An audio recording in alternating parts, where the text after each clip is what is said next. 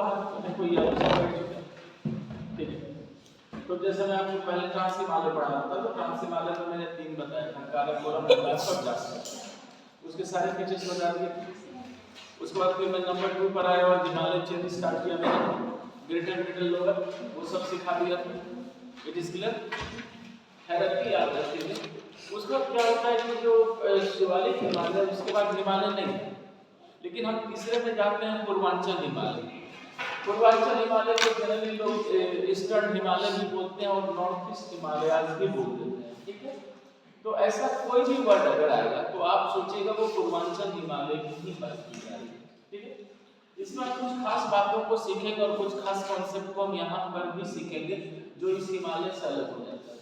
तो first of all आपको ये जानना है कि अगर आपसे पूछा जाएगा कि जो पूर्वांचल हिमालय है वो क्या है, तो याद रखिएगा जो इधर का जो हिमालय है वो उसी का एक्सटेंशन है, यानी उसी का पार्ट है, कोई अलग से नहीं है, लेकिन फिर भी अलग से नहीं है, लेकिन फिर भी अलग से। हमें इसी चीज को समझना है, नहीं तो फिर समझ में नहीं आएगा, ठीक है। और यहाँ पर कुछ चीजें आएगी जो अलग, एकदम अलग है कॉन्सेप्ट को, उसको सीखेंगे, ठीक है।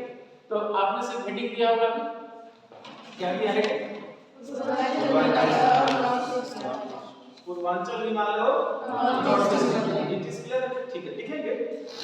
It is extension of, it is extension of Himalayas, it is extension of Himalayas, it is extension of Himalayas in northeast India, in northeast India, in northeast India, underline कीजिएगा northeast India को। So it is also called eastern Himalayas, so it is also called eastern Himalayas,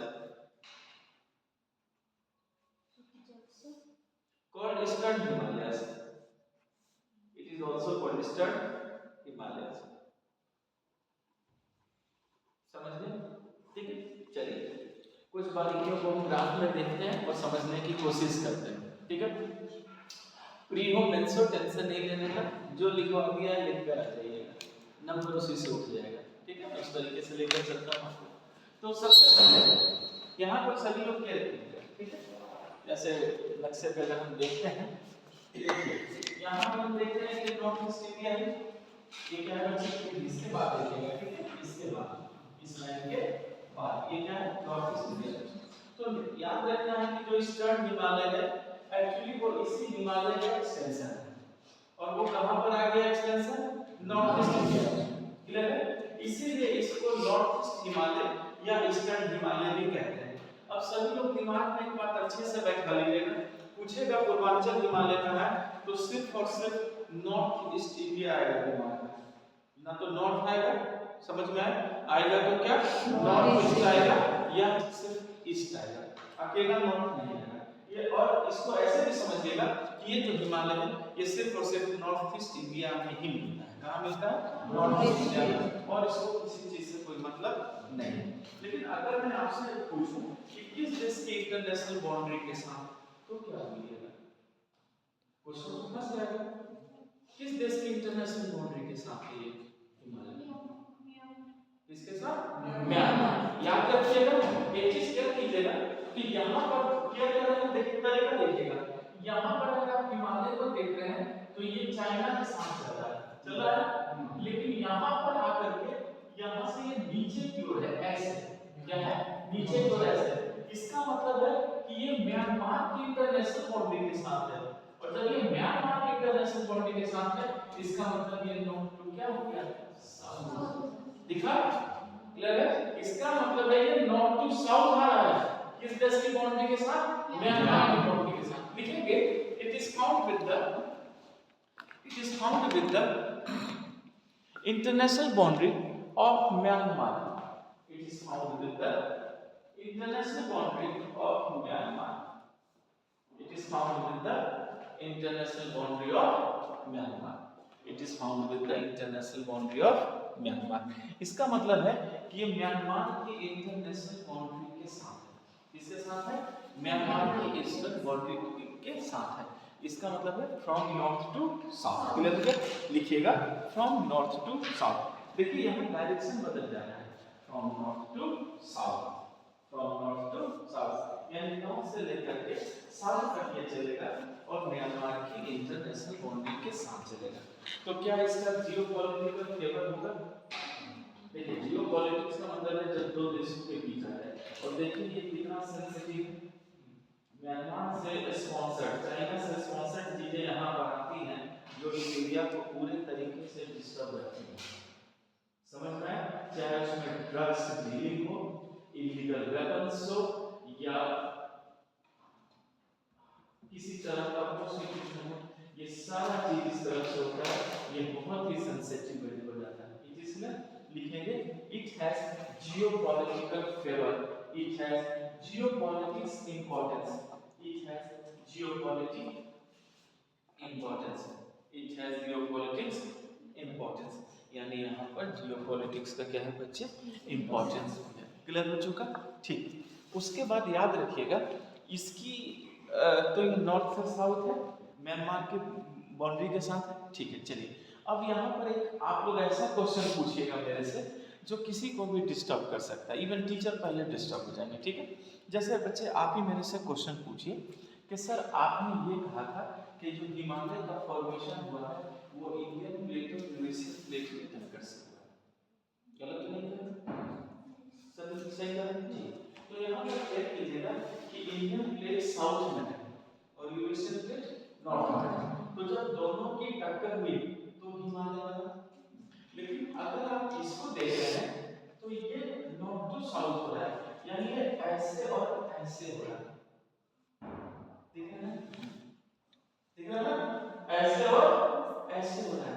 तो आपके दिमाग में ये question आएगा कि sir वहां तो चलिए यूरेशियन और इंडियन प्लेट समझ में आ रहा है, लेकिन यहाँ तो ये ऐसे हो जा रहा है, तो यहाँ फिर कौन सा प्लेट आ रहा है? क्वेश्चन फंसा कि नहीं? तुरंत मैकेनिज्म बदल जाएगा बच्चे कि आप वहां पर समझ रहे हैं कि इंडियन प्लेट और यूरेशियन प्लेट की टक्कर से ये माउंटेन बन रहा है, लेकिन अगर आप म्यांमार की इंटरनेशनल बाउंड्री को देखेंगे, नॉर्थ ईस्ट माउंटेन को देखेंगे, ईस्टर्न माउंटेन को देखेंगे, तो वहां फिर ये कैसे बन गया? फंस गया ना क्वेश्चन? इतना पढ़ाने के बाद भी क्वेश्चन फंसता है बच्चे, याद रखिएगा। लेकिन आप लोग इतना मतलब थोड़ा भी नहीं सोच रहे हैं और आंसर तुरंत बन जाएगा। ये किस देश की बाउंड्री के साथ है? म्यांमार है। तो इधर से कौन है? इंडिया। इधर से कौन है? म्यांमार, यानी इंडिया म्यांमार के बीच में है। और मैंने क्या सिखाया था? जिस जमीन पे खड़े हैं उससे प्लेट कहते हैं, यानी यहाँ इंडिया प्लेट है वहाँ म्यांमार प्लेट है, तो ये किसके टक्कर से बन गई? इंडियन प्लेट और म्यांमार प्लेट। लेकिन इतना क्या समझना?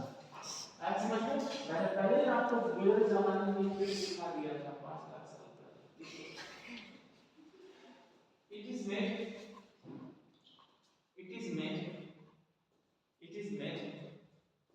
by the collision between, it is made by the collision between, it is made by the collision between, it is made by the collision between Indian plate and Myanmar plate. It is made by collision between Indian plate and Myanmar plate. It is made by collision between Indian plate and Myanmar plate. तो आपने देखा कि ये जो टक्कर से बना है, किसके टक्कर से बना है? इंडियन प्लेट और म्यांमार प्लेट। यानी इंडियन प्लेट और म्यांमार प्लेट दोनों प्लेटों की यहाँ टक्कर हुई और टक्कर से पूरा का पूरा ईस्टर्न हिमालय बन गया। यानी ईस्टर्न हिमालय का कॉन्सेप्ट वही है, कन्वर्जेंट प्लेट बाउंड्री ही है, लेकिन यहाँ पर नाम बदल जा रहे हैं इंडियन प्लेट और म्यांमार। पूरी बात समझ में आ गई? ठीक है। चलिए अगला क्वेश्चन है, बड़े भाई आप बताइएगा, जैसे मैंने कहा था कि इंडियन प्लेट और यूरेशियन प्लेट की टक्कर हुई थी, इसमें एक प्लेट की स्पीड ज्यादा थी। किसकी स्पीड ज्यादा थी? इंडियन प्लेट की। तो उसने स्पीड से मारा तभी तो भारत की तरफ स्लोप तेज हो गया और उधर हल्का हो गया। अगर यही लॉजिक यहाँ पर पूछा जाए कि सर इधर भी तो म्यांमार है और इस तरफ भारत है, तो क्या स्लोप एक ही है यहाँ, या यहाँ भी स्लोप कहीं पर तेज है और कहीं पर कम है? अगर मान लीजिए तेज है जिसका मतलब वहाँ प्लेट की स्पीड ज्यादा होगी। तो अगर ऐसा क्वेश्चन आ जाए तो फिर किस जवाब दीजिएगा? देखिए बच्चे कंफ्यूजन कहीं नहीं होना चाहिए। मैंने पहले कहा था भारत की तरफ स्लोप क्या है? तेज है। तो जब इंडियन प्लेट की टक्कर वहां भी तेज थी तो यहाँ भी तेज है। तो याद रखिएगा इंडियन प्लेट यहाँ भी क्या था? तेज था, इसलिए भारत की तरफ स्लोप क्या है? यहाँ भी शार्प है। लिखिएगा Indian side slope is sharp, Indian side slope is sharp. इस बात को हम ध्यान रखेंगे। साइड स्लोप जो है यहाँ पर भी क्या रहेगा, शार्प है। Engine side slope is sharp. Clear हो गया? ठीक ना, अब इसकी हाँ शार्प होते तेज है। चलिए ये तो पहले मैंने कुछ लॉजिक्स आपको बताए जो आपको नहीं समझने थे। क्लियर हो चुका? ठीक। अब इसके बाद इसकी हाइट की अगर बात करेंगे तो इधर वाले हिमालय से बहुत कम है। क्लियर है? इधर वाला हिमालय तो एवरेज हाइट 6000 मीटर है और इसकी एवरेज हाइट ज़्यादा से ज़्यादा 1000 से 3000 मीटर है। इसका मतलब यहाँ ऊंचाई ज़्यादा नहीं। लिखेंगे इट इज कॉम्पेरेटिवली स्मॉल, या ऐसे लिखिएगा it has comparatively less height. यहाँ कंपैरिजन किससे किया गया बच्चे?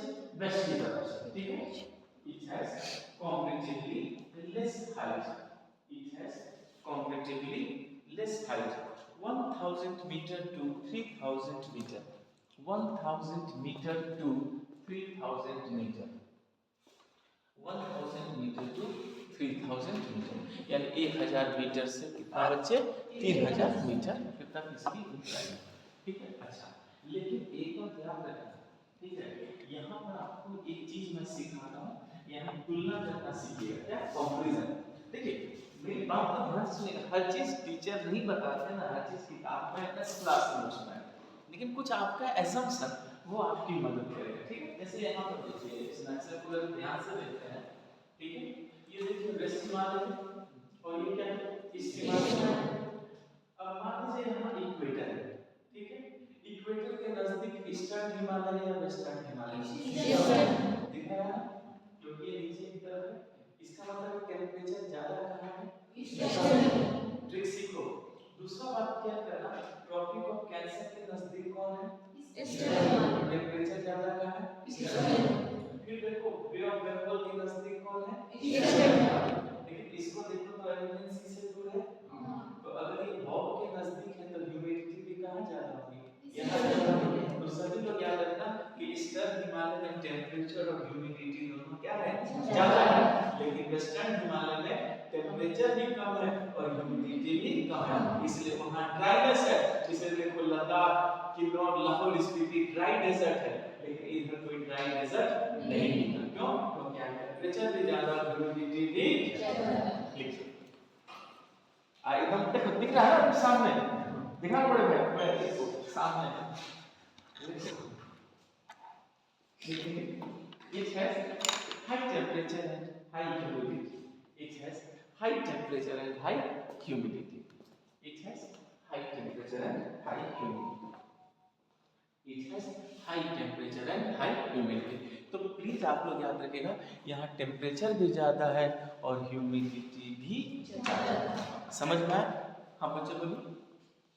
अगर टेम्परेचर भी ज़्यादा ह्यूमिडिटी भी ज़्यादा है, इसका मतलब है डेंस फॉरेस्ट भी लिखिए it is covered by dense forest, खूब घने जंगल। मैं पढ़ाता आया हूँ, मैंने देख रखा है इट इज डेंस फॉरेस्ट, इसका मतलब आपने देखा कि it is covered by dense forest, इसमें खूब घने जंगल। और जानते हैं जंगल भी कैसा है? एवरग्रीन। क्या है? एवरग्रीन। ब्रैकेट में लिखिए एवरग्रीन टाइप, ब्रैकेट में तुरंत लिखिए एवरग्रीन टाइप, यानी एकदम सदाबहार जंगल। जंगल है, पेड़ हैं, पत्ते हैं, बंदर भी होंगे, ठीक है।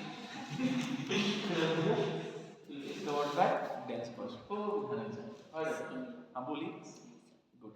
अच्छा अब यहाँ पे लॉजिक को चेंज कीजिए। अगर मान लीजिए यहाँ पे डेंस फॉरेस्ट होंगे, ठीक है, क्या ट्राइबल पॉपुलेशन होगी? अब देखते हैं नॉर्थ ईस्ट इंडिया में ट्राइबल पॉपुलेशन कैसे अटैक करता है। मणिपुर यही तो है, नागा कुकी दो ट्राइब, तुरंत एक ट्राइब को राइट कैसे मिल गया? मेरे को नहीं मिला, और अगर मेरे को मिला तो उसको क्यों मिला? इसी बात पे लड़ना और इसी बात पर ये खुश है। मैंने बहुत करीब से देखा है ट्राइबल क्लास। ट्राइबल क्लास ऐसे करते हैं कि उसका गांव ही साफ कर दो, पूरा गांव खत्म, विलेज ही खत्म, ऐसे क्लास कर जाते हैं। लिखेंगे tribal population found here, tribal population found here, tribal population found here.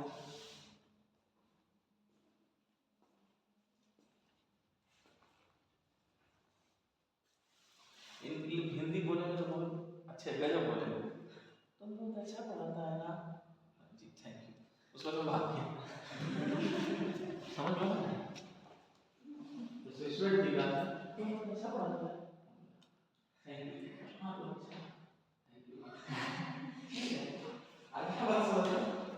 याद रखिएगा कि ट्राइबल पॉपुलेशन फॉर्म, यहाँ आपको पूरा ट्राइबल पॉपुलेशन भी मिलेगा। ये बात आप लोगों को अच्छे से समझ में आ चुकी है, ठीक है। अच्छा, इसमें ज़्यादा कोई पिक्स वगैरह तो मिलने का रहे आप यहाँ तक एकदम समझ में आए ना। अब बच्चे मैं क्या करूँगा कि आपको यहाँ से मैं एक एक माउंटेन के बताने शुरू करूँगा, लेकिन अभी जितना मैंने बताया है ये प्लीज़ आप लोग इन चीज़ों को याद रखिएगा, आपके क्वेश्चन यहाँ से वो पूछेंगे, ठीक है। अब लिखिए important mountains, important mountains, important mountains, important mountains, important mountains, important mountains. अच्छा, अब क्या कीजिए, मैं आपको नॉर्थ ईस्ट पूर्वांचल के नाम के इम्पोर्टेंट माउंटेन्स के बारे में बताने जा रहा हूँ। तो मैं किधर से किधर जाऊँगा? North to south. लिखाया समझ में? हायरार्की याद रहेगा। ब्रैकेट में लिखिए नॉर्थ टू साउथ, ब्रैकेट में लिखिए north to south, north to south. तो आपने देखा कि जब मैं आपको लेकर चलूंगा तो नॉर्थ टू साउथ लेकर चलूंगा, इस चीज के लिए इसका मतलब है नॉर्थ टू साउथ लेकर चलूंगा तो कहां से कहां लेकर चलूंगा, अरुणाचल से शुरू करूंगा और पूरा नीचे त्रिपुरा तक पहुंच जाऊंगा। आ गया समझ में? इसका मतलब है, आपको याद है कि मैंने कहा था कि जो हिमालय है वो वहां से इंडस रिवर के गॉड से दिहांग रिवर के गॉड्स तक है। तो अगर पूर्वांचल हिमालय पूछा तो दिहांग के गॉड से लेकर त्रिपुरा तक है। आगे समझ में?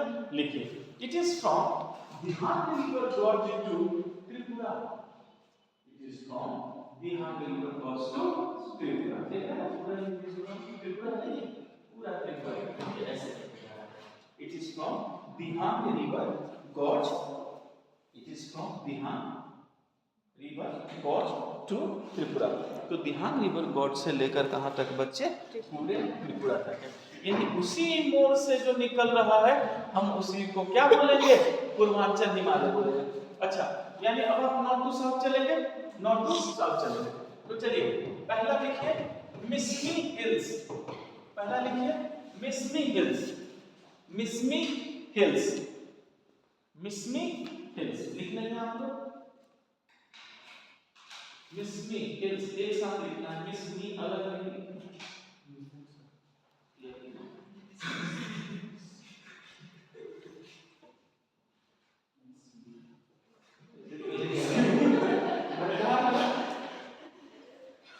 देखो, हमें कुछ बोलूंगा तो एक सर बोलते हैं, चलो इसीलिए मैंने कहा कि मिस्मी एक साथ लिख, 11 मिस्मी एक्सपीरियंस लिखा आप लोगों ने। मिस्मी हिल्स ब्रैकेट में लिखिए ARP, ब्रैकेट में लिखिए ARP, अरुणाचल प्रदेश। क्या सुन रहे थे? अरुणाचल प्रदेश ARP, और AP बोला जाए तो आंध्र प्रदेश, ठीक है। और तो ये कहाँ पर है मिस्मी हिल्स? अरुणाचल प्रदेश, गुड। चलिए, अब आपने देख लिया कि अरुणाचल प्रदेश में मिस्मी हिल्स। अब सुनिए सभी लोग ध्यान से, इसके अंदर लिखिए रिकम्बेंट फोल्ड, रिकम्बेंट फोल्ड।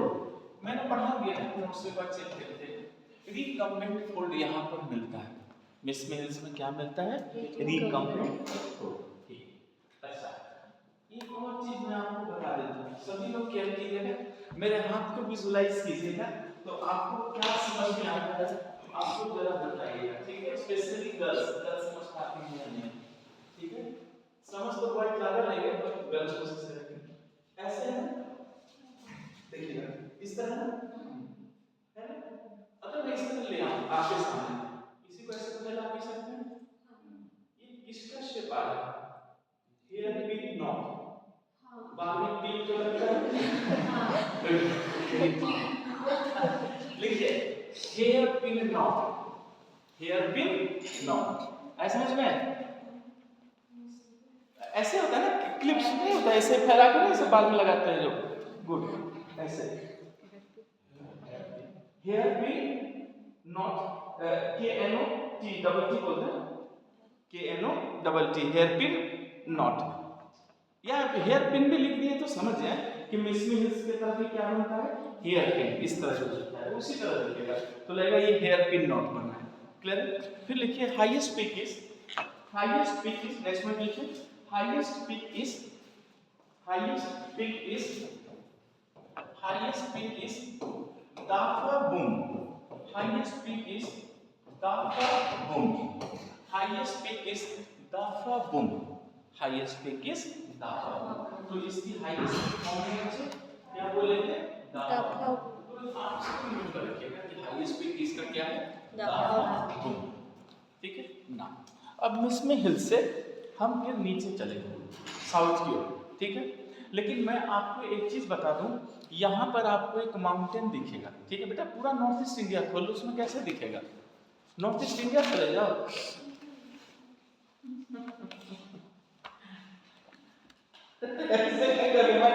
वो प्रो मास्टर साहब सरकारी स्कूल का मास्टर साहब सरकारी स्कूल तो वाकई बच्चे समझ जाए कि लगा दे रहा है।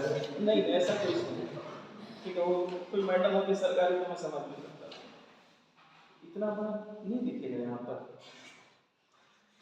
वहाँ क्यों आंखें फोड़ रही है? कितना बड़ा दिख रहा है। Very good.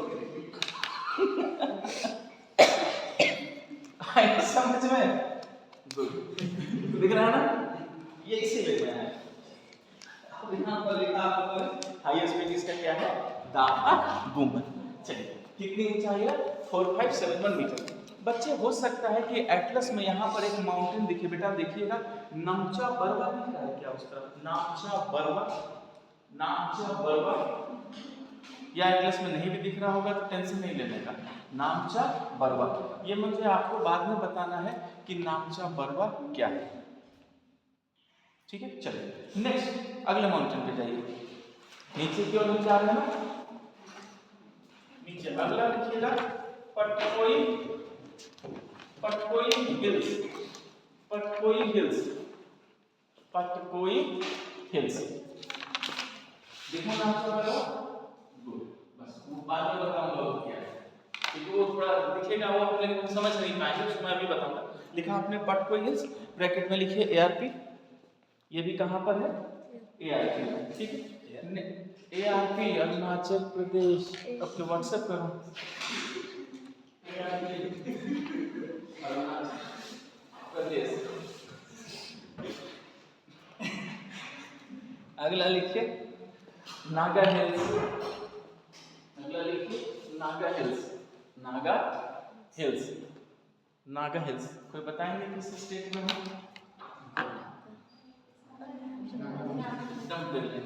लिखिए ब्रैकेट में नागालैंड। नागा हिल्स कहाँ पर है?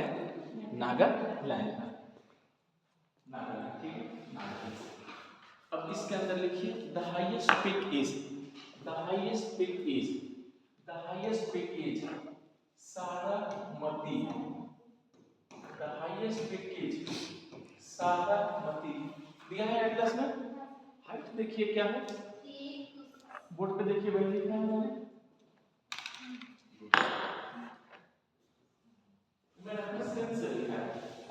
लेकिन एटलस में लिखा आपने 3826 मीटर।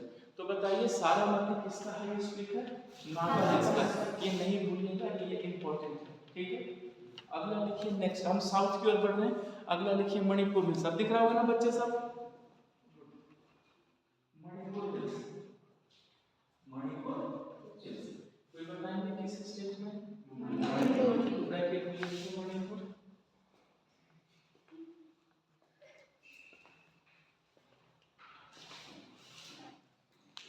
मणिपुर हिल्स कहाँ पर है? मणिपुर। अब मणिपुर हिल्स से कुछ इंपॉर्टेंट जानकारियां मैं दूंगा, इसके अंदर पॉइंट बनाकर लिख लीजिए। सबसे पहले सभी लोग याद रखिएगा बच्चे, जो मणिपुर हिल्स है, क्लियर है? इस मणिपुर हिल्स के ऊपर एक लेक है, एक झील है, जो नॉर्थ ईस्ट इंडिया का और इंडिया का बहुत फेमस लेक है। क्या आप में से कोई बच्चा जानता है? लोकटक लेक। कौन सा लेक? लोकटक लेक। लिखिए बहुत अच्छा, लिखिए Loktak lake is situated here. Loktak क्या स्पेलिंग है बच्चे? LOC KTAK, बस लिखते चलिए LOKTAK। Loktak lake is situated here. Loktak lake is situated. जानते हैं लोकटक लेक मणिपुर के लोगों के कल्चर जीवन से जुड़ा है, पूरी आबादी इसी के आसपास। अच्छा अब ये जो लोकटक लेक है, पहले इसकी खूबियां जान लीजिए क्या क्या है। अच्छा, आप लोग जानते हैं हाइड्रो इलेक्ट्रिक बनता है बिजली? क्या जानते हैं बिजली जो बनता है हाइड्रो इलेक्ट्रिक कैसे बनता है, कहाँ बनता है, किस जगह बनता है, कुछ जानते हैं इसके बारे में? डैम बनाया जाता है। ये डैम किसके ऊपर बनता है? नदी के ऊपर या तालाब या लेक के? नदी। कभी लेक या तालाब में नहीं बनता। नदी के ऊपर हम डैम बनाते हैं, पानी रोकते हैं, उसी डैम से हम टरबाइन घुमा के क्या बना लेते हैं? बिजली बना लेते हैं। हो सकता है बहुत लोगों को ये भी दुख होता होगा कि सर पानी से बिजली निकाल लेंगे तो खेत में क्या जाएगा? हाँ, नहीं जाएगा पानी खेत में, बिजली नहीं जाएगी। अब यहाँ पर क्या कि नदी पर डैम बनाकर क्या बना लिया? बिजली बना लिया। क्या किसी लेक के पानी से भी बिजली बना? लेक से बनता ही नहीं। लेकिन पता नहीं क्यों मेरे दिमाग में क्वेश्चन आ रहा है कि भारत में कौन सा लेक है जिसमें हाइड्रो इलेक्ट्रिक बनाया जाता है? बोलिए, थोड़ा तेज बोलिए ताकि मैं सुन पाऊं। कुछ तो बोल रही थी आप। अभी तो सरकार है, तुरंत बदल गया। लोकटक कह रही थी आप, कहा था? लेकिन मैं समझ गया उन्होंने लोकटक कहा। Definitely this is answer. याद रखिएगा लोकटक लेक में क्या बनता है? Hydro electric. देखिए पॉइंट बनाकर, hydro electric is made in hydro electric is made. तो याद रखिएगा कि इसमें क्या बनता है बच्चे? Hydro electric. इसमें बिजली बनाई जाती है, ठीक है? तो लोकटक लेक में क्या बन रहा है? बिजली बन रहा है, हाइड्रो इलेक्ट्रिक बन रहा है। पहली बात तो एकदम क्लियर हो गई, ठीक। दूसरा बात, आप लोग नेशनल पार्क को समझते होंगे, इसमें कुत्ते बिल्ली बंद रहते हैं। मैं रेलवे स्टेशन पे बैठा था, बगल में कोई बैठी थी, उसके साथ उसके गोद में उसका बेटा बैठा था। मैंने कोई बात दिल में नहीं की। उसका बेटा बार बार कह रहा था मन ये जू जाएंगे जू जाएंगे जू जाएंगे। उसके बाद में क्या देखेगा? उसने कहा बंदर देखेगा। मैंने कह दिया घर जाके आईना देखे। अब पता नहीं उसकी मां क्यों पड़े। तो इस बात को सभी याद रखिएगा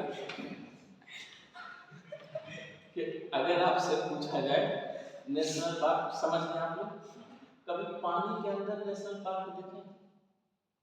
देखो वो तो जमीन पे ही बनता है। उड़ीसा में भी बड़े बड़े नेशनल पार्क, तो वो पानी के ऊपर नहीं बनता।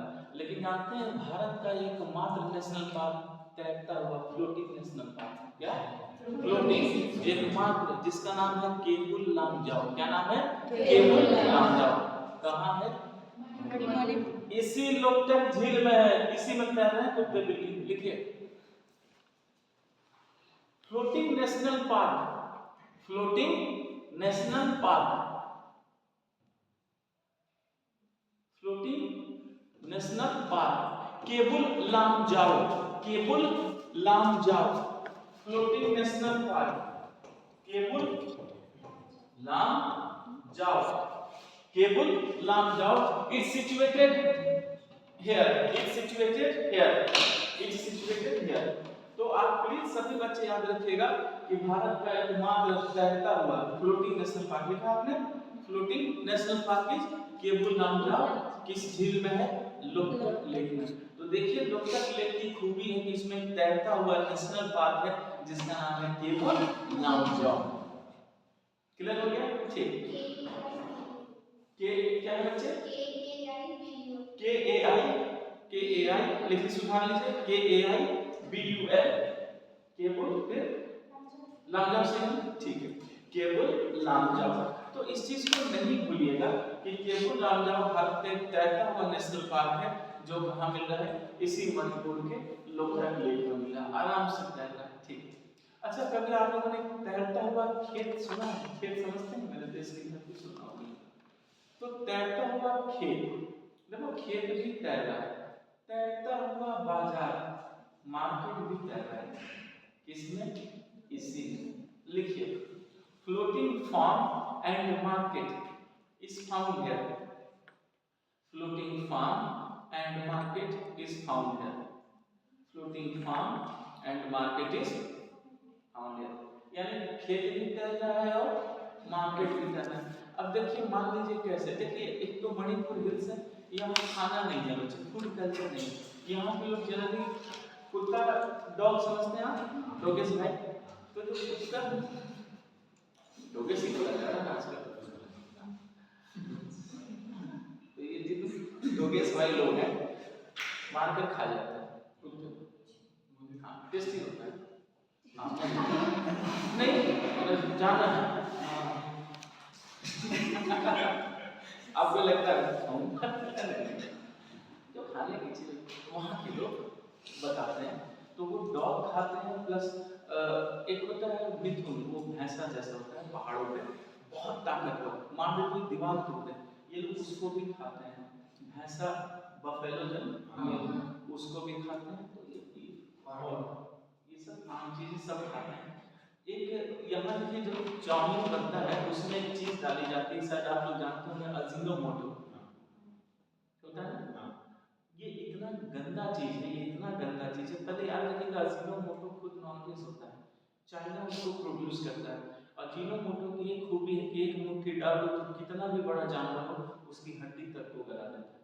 ये लोग बोड़े का बोड़ा अजीनोमोटो का यूज होता है इस मांस को पकाने में और तुरंत गल जाता है, तभी लोगों को फूड कल्चर, तो ये अजीनोमोटो बहुत फालतू और बहुत खराब चीज है, आप इसको जितना अवॉइड कर सके उतना अच्छा है, लेकिन आपको बताएगा थोड़ी जिसको बेचना है वो तो डालेगा, और वो नहीं डालेगा आपको फिर टेस्ट भी नहीं आएगा, क्यों? क्योंकि आप ऑलरेडी उस चीज को खा रहे हैं, तो आप उसके आदी हैं, फिर आप कहेंगे वो फालतू बनाता है, उसका टेस्ट सही नहीं, ये चीज है। तो ये लोग क्या करते हैं, फूड कल्चर नहीं है, अब फूड कल्चर नहीं है तो खाएंगे क्या, अब खेती तो होगी नहीं, पहाड़ पे कहाँ खेती हो रही है, ट्राइबल पॉपुलेशन है, वो कहाँ, वो इंडस्ट्री थोड़ी लगा देंगे, टाटा बिरला थोड़ी बन जाएंगे, समझ में आ रहा है? ऐसा थोड़ी है कि एसएलएलसी जाकर खोल दें तो कहाँ से चलेगा, बच्चा पहले खाएगा या पढ़ेगा। तो ये लोग क्या करते हैं बच्चे कि बांस का बैम्बू का प्लेटफॉर्म बनाते हैं, उस पर जो पहाड़ी मिट्टी होता है वो डाल के तैरा देते हैं, लोग तैरने लगा, सिंचाई तो नहीं हो जाएगी, इरिगेशन, अब उसी में थोड़ा बहुत फल फूल सब्जी लगा देते हैं, खेत तैर, खेत बन गया। तो वहां पर क्या है कि मुट्ठी भर लोग सब लगभग एक दूसरे को जानते हैं कि भाई देख उसका खेत तोड़ता है, हमारे तरफ थोड़ी है कि अगले आज आपको गोभी दिख रहा है तो अगले दिन पड़ोस में गोभी का पकौड़ी बना के साथ यही हो गया,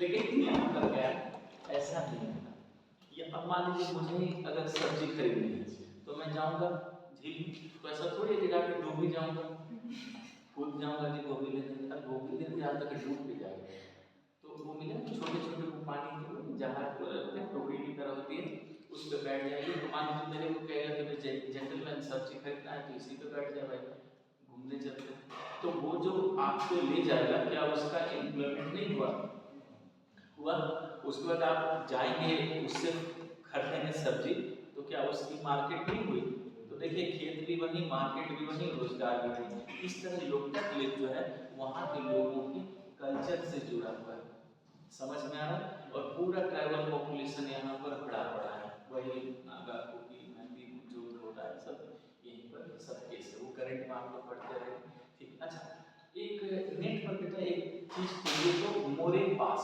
MORE भारत और उधर ईस्ट इंडिया की तरफ एक मोटर वे का वो बन रहा है रोड, वो शायद इसी पास से बन रहा है, वो पास मणिपुर हिल्स में, थोड़ा नेट पर चेक कीजिए तो मोरे पास या मोरे गैप, MORE कुछ ऐसे ही मिलता जुलता नाम होगा,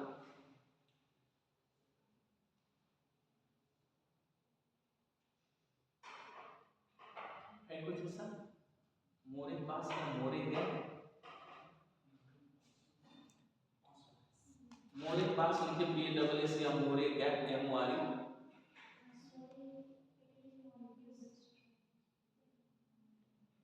क्या है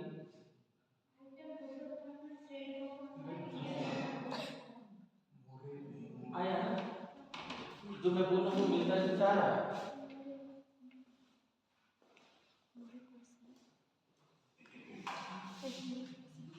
देखिए मोरे लोकेटेड इन मणिपुर, ठीक है ना, हाँ यानी इसी में लिखिए मोरे पास, MOREH लिखिए, मोरे पास ही बता दें, MOREH, more pass is situated here, is situated here, is situated here,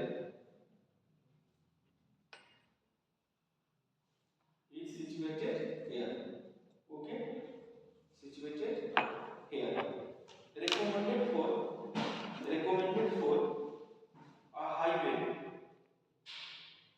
recommended for a highway, recommended किसके लिए किया गया बच्चे, हाईवे के लिए, recommended for a highway, for Indo-Myanmar friendship bridge, Indo-Myanmar friendship bridge, Indo-Myanmar friendship bridge trade, Indo-Myanmar friendship bridge पुल वाला bridge trade, trade लिख लिया आप लोगों ने, ट्रेड फ्रेंडशिप ब्रिज, बेटा BRIDGE, ब्रिज भी पुल नहीं होता है, मेरा बचपन से एक सपना था इंजीनियर बनूं और 10-20 पुल बनाकर गिरा दूं, लिखिए ब्रिज, फ्रेंडशिप ब्रिज ट्रेड, छोटा है सपना, चलिए यहाँ पे क्लियर हो चुका है, तो याद रखना है कि जो मोरे पास है उसको आप लोग याद रखिएगा कि यहीं पर है और इसी से हम इंडो-म्यांमार फ्रेंडशिप करेंगे, ड्रग्स वाले भी फ्रेंडशिप करते हैं अंदर से, तो इस चीज को याद रखिएगा, सिक्योरिटी यहाँ जरूरी है। चलिए मणिपुर हिल्स के बाद आगे बढ़िए, नीचे उतरिए, मणिपुर हिल्स के बाद लिखिए मिजो और लुसाई, एक मिनट आपको मैंने वो लिखवा दिया ना, देखिए पहले आपको बताया मिसमी हिल्स, मिसमी के बाद नागा बता दिया, नागा के बाद मणिपुर हिल्स हुआ, ठीक है, मणिपुर हिल्स के बाद देखिए मिजो और लुसाई होगा, मिजो और लुसाई हिल्स, MIZO, मिजो और लुसाई, LUSHAI, मिजो और लुसाई हिल, मिजो और लुसाई हिल, मिजो और लुसाई हिल, मिजो और लुसाई हिल, मिजो और लुसाई हिल्स, ठीक है, ब्रैकेट में लिखिए मिजोरम, मिजोरम, इट इज इन मिजोरम लिखिए, ब्रैकेट में सीधे लिखिए मिजोरम, लिख लिया आप लोगों ने, फिर लिखिए highest peak is blue mountain, highest peak is blue mountain, highest peak is blue mountain, highest peak is blue mountain 2164 metre, यही है बच्चे 2164 मीटर, 2164 ही होगा, ठीक है चलिए 2164 मीटर, आ गया समझ में, ठीक, अगला लिखिए त्रिपुरा हिल्स, त्रिपुरा हिल्स, फिर नीचे की हो जाएगी त्रिपुरा हिल्स, किससे स्टेट में हो जाएगी, त्रिपुरा हिल्स, ब्रैकेट में लिखिए त्रिपुरा, अच्छा अब देखिए उसके बाद नहीं है, त्रिपुरा हिल्स के बाद डाउन, असम में जाइए तो उसी के ऊपर नक्शे में असम में जाइए, देखिए लिखा होगा मिगिर और रेंगमा, दिख रहा है ना, चलिए पॉइंट बना के लिखिए Mikir and Rengma hills, Mikir and Rengma hills, Mikir and Rengma hills, Mikir and Rengma hills, bracket में लिख लीजिएगा असम,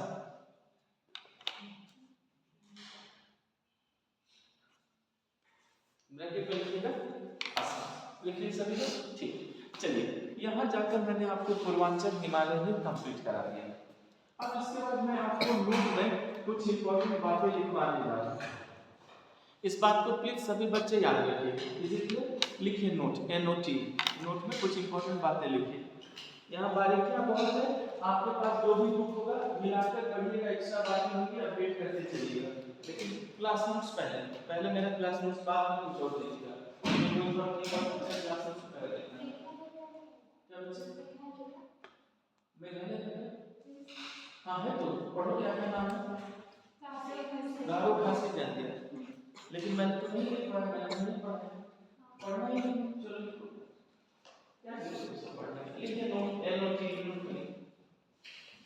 नोट में लिखा वो लिखना है,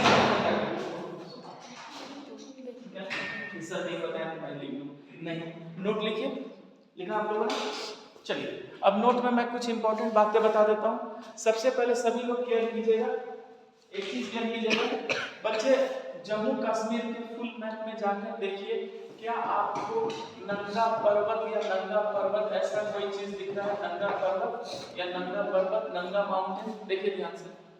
जेएनके के फुल मैप में देखिएगा, जम्मू कश्मीर का फुल मैप में नंगा पर्वत दिख रहा है बच्चे? इसी से मैं देखूं तो कहीं पर दिख रहा है इस नाम का नंगा माउंटेन या नंगा पर्वत? दिख गया?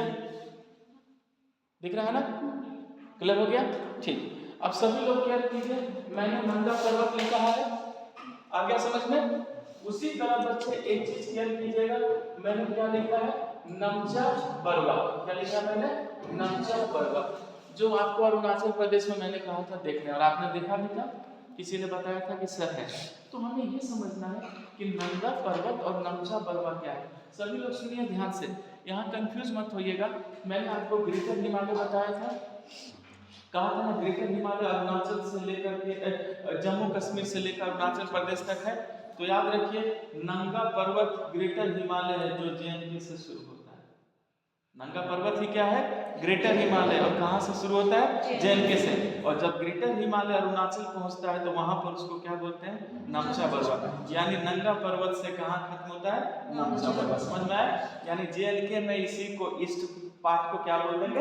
नंगा पर्वत, और अरुणाचल में जाकर नमचा पर्वत। लिखिए, ग्रेटर हिमालय स्टार्टेड, या ऐसे लिखिएगा, ग्रेटर हिमालय स्टार्ट्स फ्रॉम नंगा पर्वत। किसी ने मैंने कहा कि इस चीज को देखिए, कंफ्यूज नहीं होइएगा। ग्रेटर हिमालय स्टार्ट्स फ्रॉम नंगा पर्वत, ब्रैकेट में लिखिएगा लद्दाख यूटी।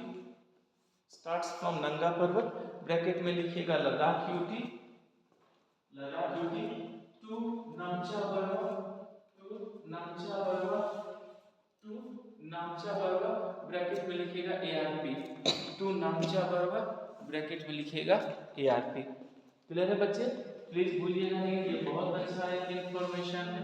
नंगा पर्वत से लेकर के नमचा पर्वत, वो ग्रेटर हिमालय ही है जिसको अरुणाचल में खेसी में लोग नमचा पर्वत बोलते हैं, वहां की भाषा में यहाँ पे बोला जाता है नंगा पर्वत, ये ग्रेटर हिमालय। ठीक, चलिए नेक्स्ट पॉइंट। अभी नोट के ही कुछ पॉइंट्स लिखवाता हूँ जो सभी बच्चों को याद रखना चाहिए। लिखेंगे, between greater Himalayas and middle Himalayas, between greater Himalayas and middle Himalayas, between greater Himalayas and middle Himalayas, some big open valley found, some big open valley found, खुली घाटियां, some big open valley found, some big मतलब बड़ा, big, some big open valley found, यानी कि greater Himalaya और middle Himalaya के बीच कुछ बड़ी खुली घाटियां मिलती हैं। भूलिएगा नहीं, याद रखिए, हम जब हिमालय सोचते हैं तो सोचते हैं सब माउंटेन होगा। अरे माउंटेन तो है, लेकिन दोनों के बीच बहुत खुली घाटी होती है जिसमें शहर बसा हुआ है। तो हमें लगता है कि कश्मीर है तो सब पहाड़ है, नहीं, कि बीच में बहुत बड़े बड़े गैप्स हैं। तो इन घाटियों का क्या नाम है? एग्जाम्पल लिखिए, एग्जाम्पल में पहले लिखिए कश्मीर वैली। क्या है सब जो आप पहलगाम और जो भी कहते हैं सब ये कश्मीर वैली। तभी तो घाटी को सुरक्षित करना बहुत जरूरी है, यही परिणाम है। और देखिए दोनों हिमालय के बीच है, कनेक्टिविटी कम है, अंदर डिस्टर्ब हो जाता है। तो ग्रेटर हिमालय और मिडिल हिमालय के बीच ही क्या है? कश्मीर वैली है। ठीक है, फिर कॉमा देकर लिखिए Kathmandu valley, Kathmandu valley, Kathmandu KHMND, Kathmandu valley. Kathmandu valley किस देश में है बच्चे? नेपाल में। ठीक है, ब्रैकेट में लिख लीजिएगा नेपाल। अब अगर आपसे पूछा जाएगा कि बताइए काठमांडू वैली किसके किसके पीछे, तो क्या बोलिएगा?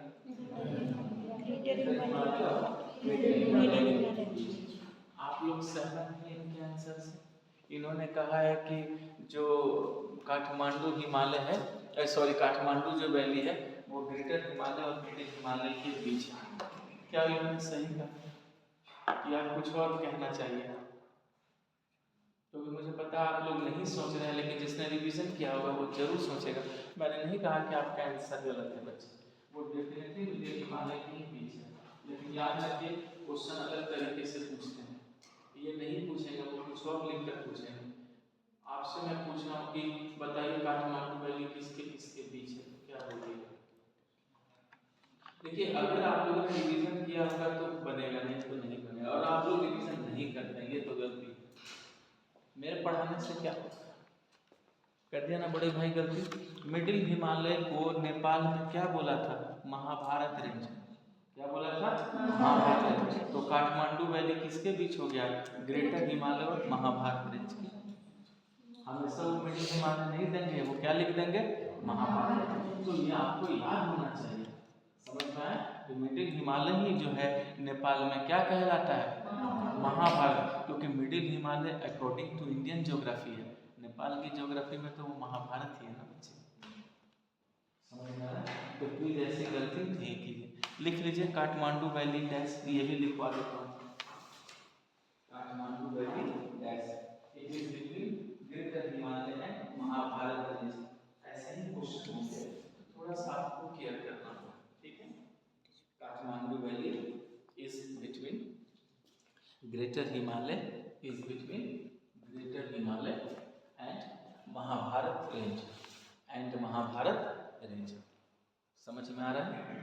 इस तरह से जब आप पढ़ते हैं तो आपकी हर एक चीज क्लियर हो जाएगी, तो आप क्वेश्चन को ज़्यादा से ज़्यादा बना सकते। देखिए बच्चे, भगवान ने नियम नहीं कि आपको एग्जैक्टली बता दो, मेरी जो कोशिश है वहाँ तक पहुँचा दूंगा कि जहाँ तक आपको कोई दिक्कत नहीं है।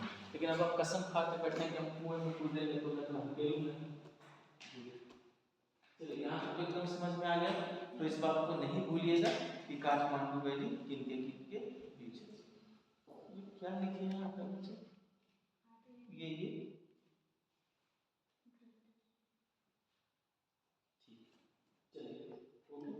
यहाँ तक तो क्लियर है, ठीक। अच्छा अब यहाँ से अब ऐसे सोचिए कि ग्रेटर और मिडिल हिमालय के बीच वैली है, क्या ऐसा नहीं हो सकता कि मिडिल हिमालय और शिवालिक के बीच में valley?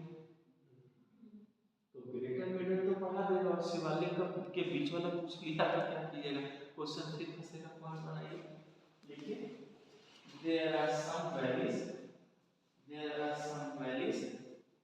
between there are some valleys between middle Himalaya and Shivalik Himalaya. Shivalik को मैंने आउटर भी कहा था, सब हिमालय भी कहा था, नाम कुछ भी हो घबराने का नहीं। लिखा आपने valley between middle Himalaya and Shivalik Himalaya, middle Himalaya and Shivalik Himalaya, यानी मिडिल हिमालय और शिवालिक हिमालय के बीच में क्या है बच्चे? कुछ ओपन वैली। क्या है बच्चे? Open valley. इनको क्या कहा जाता है? लिखिए एग्जाम्पल, और मैं जब एग्जाम्पल दूंगा तो समझने की कोशिश कीजिएगा कि आप समझ पाए या नहीं समझ पाए। क्या लिखा मैंने? हरिद्वार। कुछ याद आया? हरिद्वार। तो हरिद्वार किसके बीच? मिडिल हिमालय और शिवालिक के बीच। लिखिए द्वार, DWAR, द्वार, ठीक है? कॉमा कॉमा लिखिए। और कुछ याद आया? तो देहरादून भी कहाँ है? मिडिल और शिवालिक के बीच। और मैं इससे पहले किसी साल क्लास नहीं रहा था डिफेंस कॉलेज में, तो एकदम दोनों पहाड़ के बीच में ये कॉलेज था। क्लियर हो गया? Is it clear? द्वार कहते हैं या दून, DWN, दून को क्या बोलेंगे आप? जैसे देहरादून। ये सब ओपन वैलीज हैं बच्चे, जहाँ पर पॉपुलेशन है, ठीक। फिर कॉमा देके लिखिए, कॉमा देके लिखिए कांगड़ा वैली, कांगड़ा वैली वो भी के पीछे Kangra valley, HP, Kangra valley कहाँ पर है? HP। तो अगर आपसे पूछा जाएगा कि बताइए कांगड़ा वैली किसके बीच है, तो आप बोलिएगा ये हिमाचल में मिडिल हिमालय और शिवालिक हिमालय के बीच में, यही कांगड़ा लोग यहाँ पे। चलिए यहाँ तक आपको पूरी बात समझ में आ गई, ठीक। अच्छा एक और चीज मैंने आपसे कहा था कि ग्रेटर हिमालय में लगभग सारे इंपॉर्टेंट पीक्स हैं, ठीक है? तो मैं कुछ हायरार्की आपको बता देता हूँ ताकि आपको चीज़ें यही करें। फिर पॉइंट बना के लिखिएगा important peaks of greater Himalayas, important peaks of greater Himalayas, important peaks of greater Himalayas, important peaks of greater Himalayas. ठीक है, तो मैं आपको 1 2 करके ले चलूंगा, यानी ऊंचाई से नीचे की ओर। तो सबसे ऊंचा कौन है? Mount Everest. लिखिए पहला नाम माउंट एवरेस्ट, लिस्ट की तरह लिखिएगा, लिस्ट की तरह लिखिए माउंट एवरेस्ट और ब्रैकेट में देश का भी नाम लिख दीजिएगा, नेपाल। ठीक है, क्रम से चल रहे हैं। फिर इसका मतलब ये सबसे ऊंचा है, फिर इसके बाद नीचा, फिर नीचा, फिर नीचा। दूसरा लिखिए कंचनजुंगा, कंचनजुंगा कल बताया था, KANCHEN जुंगा, JUNGA, कंचनजुंगा। ठीक है, सिक्किम में बता दिया था, एरिया लिखिएगा सिक्किम, सिक्किम बोले तो भारत। तीसरा लिखिए लहासे, LHOTSE, LHOTSE, लहासे। ठीक है, ब्रैकेट में लिखिए 8516 मीटर, 8516 मीटर, वो दोनों का बता दिया था, 8516 मीटर। डैश देके लिखिएगा नेपाल, ये कहाँ पर है? नेपाल। फिर चौथा लिखिए मकालू, MAKALU, मकालू, ये घंटे में है, मकालू। मकालू के लिए लिखिएगा 8485 मीटर, 8485 मीटर, 8485 मीटर, नेपाल। ये भी नेपाल में।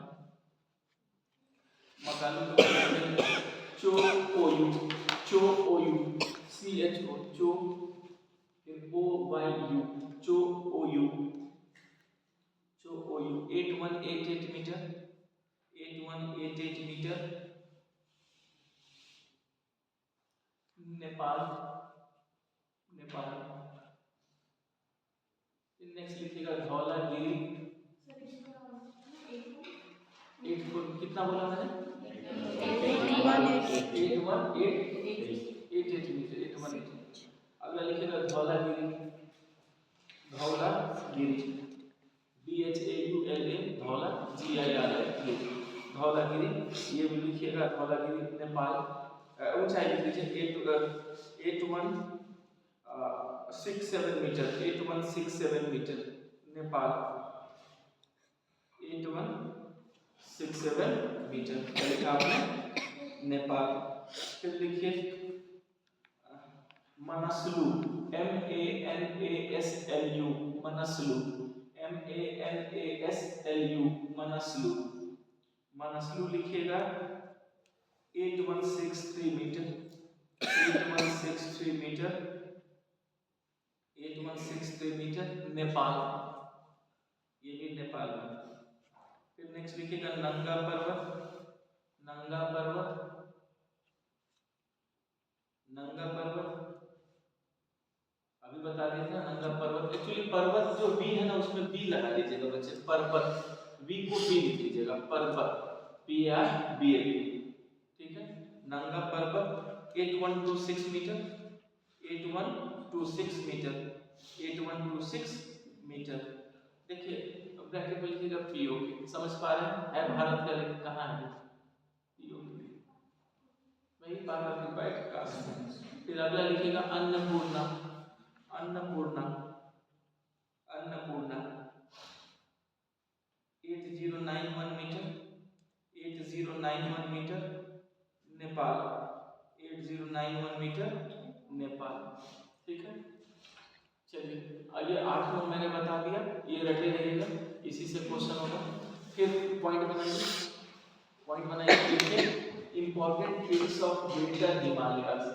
मैं अभी भी वैसे ही लिखवा रहा हूँ, important peaks of greater Himalayas, important peaks of greater Himalayas, important peaks of greater Himalayas. यानी मैं ग्रेटर हिमालय की इंपॉर्टेंट पीक बता रहा हूँ, ब्रैकेट में लिखिए W2E। समझ में आ रहा है? W2E मतलब मैं किधर से किधर ले जा रहा हूँ? वेस्ट से। लिखिए पहले वेस्ट से शुरू कर रहे हैं, लिखिए नंगा पर्वत, लिखते चलिए। आप ईस्ट की ओर जा रहे हैं तो तीर लगा के बढ़ते चलिएगा। नंगा पर्वत, धौलागिरी, सीक्वेंस भी है धौलागिरी, अन्नपूर्णा, अन्नपूर्णा एनडीए आ गया, एनडीए की सरकार हो गई, नंगा पर्वत, धौलागिरी, अन्नपूर्णा एनडीए, ठीक है। फिर लिखिएगा मकालू, मकालू, मकालू बोला सॉरी, मनासलू, MANASLU, मनासलू, मनासलू। फिर CHOU, CHOOYU, अभी तो लिखा है ऊपर, देखिए CHOU के ऊपर लिखा आपने, इतनी जल्दी भूल गए? अरे कॉपी में देखिए लिखा होगा ऊपर आपने CHOOYU, वेरी गुड।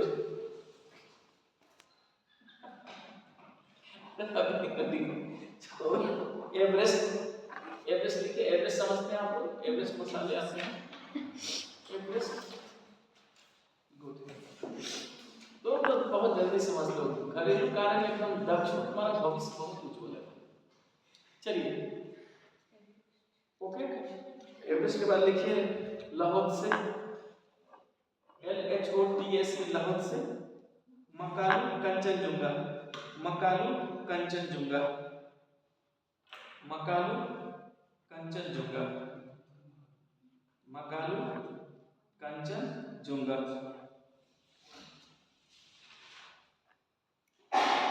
अच्छा, फिर लिखिए पॉइंट बनाकर, important peaks of greater Himalaya in India, अब मतलब पूरी इंडिया की बात कर रहे हैं। Important peaks of greater Himalaya in India,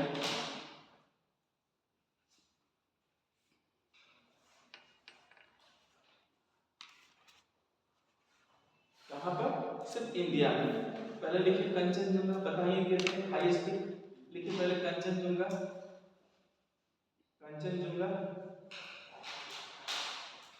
फिर लिखिए नंदा देवी, बहुत इंपॉर्टेंट है, Nanda Devi, Nanda Devi 7816 metre, 7816 metre, Nanda Devi 7816 metre, Uttarakhand में है, उत्तराखंड में भूलिएगा नहीं नंदा देवी, उत्तराखंड, हाँ पूरी तरीके से कहाँ है ये? भारत में, समझ में आ रहा है।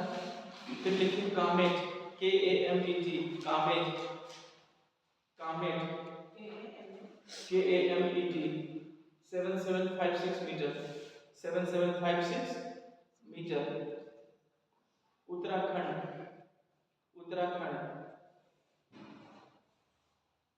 ठीक है, इससे बाहर निकलिए।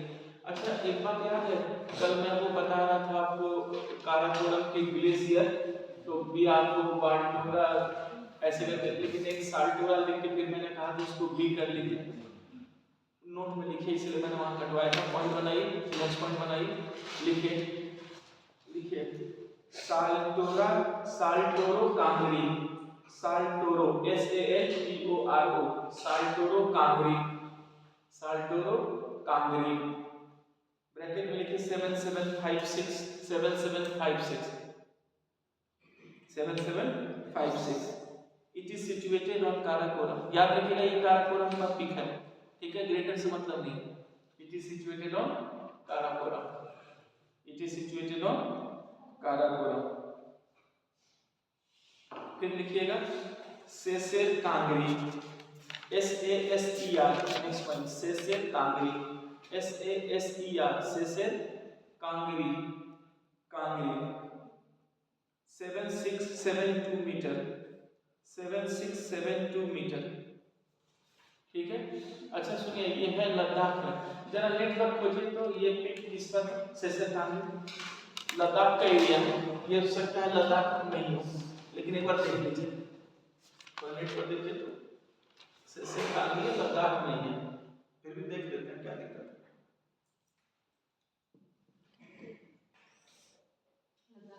हाँ लिख लीजिए, it is in Ladakh, it is in Ladakh, Saser Kangri, it is in Ladakh. तो ये कहाँ पर है बच्चे? लद्दाख में, लिख लिया आप लोगों ने, सेसेर कांगरी लद्दाख, ओके। अच्छा सुनिए, यहाँ जाकर के हमने हिमालय का पूरा डिवीजन सीख लिया। अब यहाँ पर क्या कीजिएगा कि जब मैं आपको हिमालय का डिवीजन कराता हूँ, देखिए बखूबी मैंने एकदम आपको बेस्ट नोट्स दिया है जितना मेरी क्षमता थी, कुछ भी वैल्यू होता है, 5 होगा, कुछ भी नहीं छोड़ा मैंने। आगे समझ में एक चीज मैंने बता दिया, प्लीज जब भी आप रिवीजन करेंगे एट प्लस देखकर करेंगे, नहीं एट प्लस होगा तो फोन में तो फोटो खुल ही जाता है, नहीं भी दिखेगा वही गूगल पे इंटर कीजिएगा, इमेजेस में सब कुछ दिखेगा, उसको देख करके कीजिएगा। दाएं बाएं अगल बगल कोई अगर चीज हो तो नोट्स में लिखकर और अपडेट भी कीजिएगा। कहने का मतलब है अपनी नॉलेज को इन्हेंस कीजिएगा, मेरे पर या कोचिंग पे डिपेंड नहीं होने का। नौकरी आपको लेनी है, मुझे नहीं लेना, समझ में आ रहा है? इसलिए जैसे बोला हूं वैसे चलिएगा बच्चे। Is it clear? ठीक। अब हिमालय का जो डिवीजन था वो नॉर्थ टू साउथ कर रहा था मैं, जिसको कौन सा डिवीजन कहा था मैंने? Landform division. अंडरलाइन कराया था बच्चे। अभी यहाँ सिर्फ लैंडफॉर्म डिवीजन खत्म हुआ है, अब मैं हिमालय का दूसरा डिवीजन शुरू कर रहा हूँ।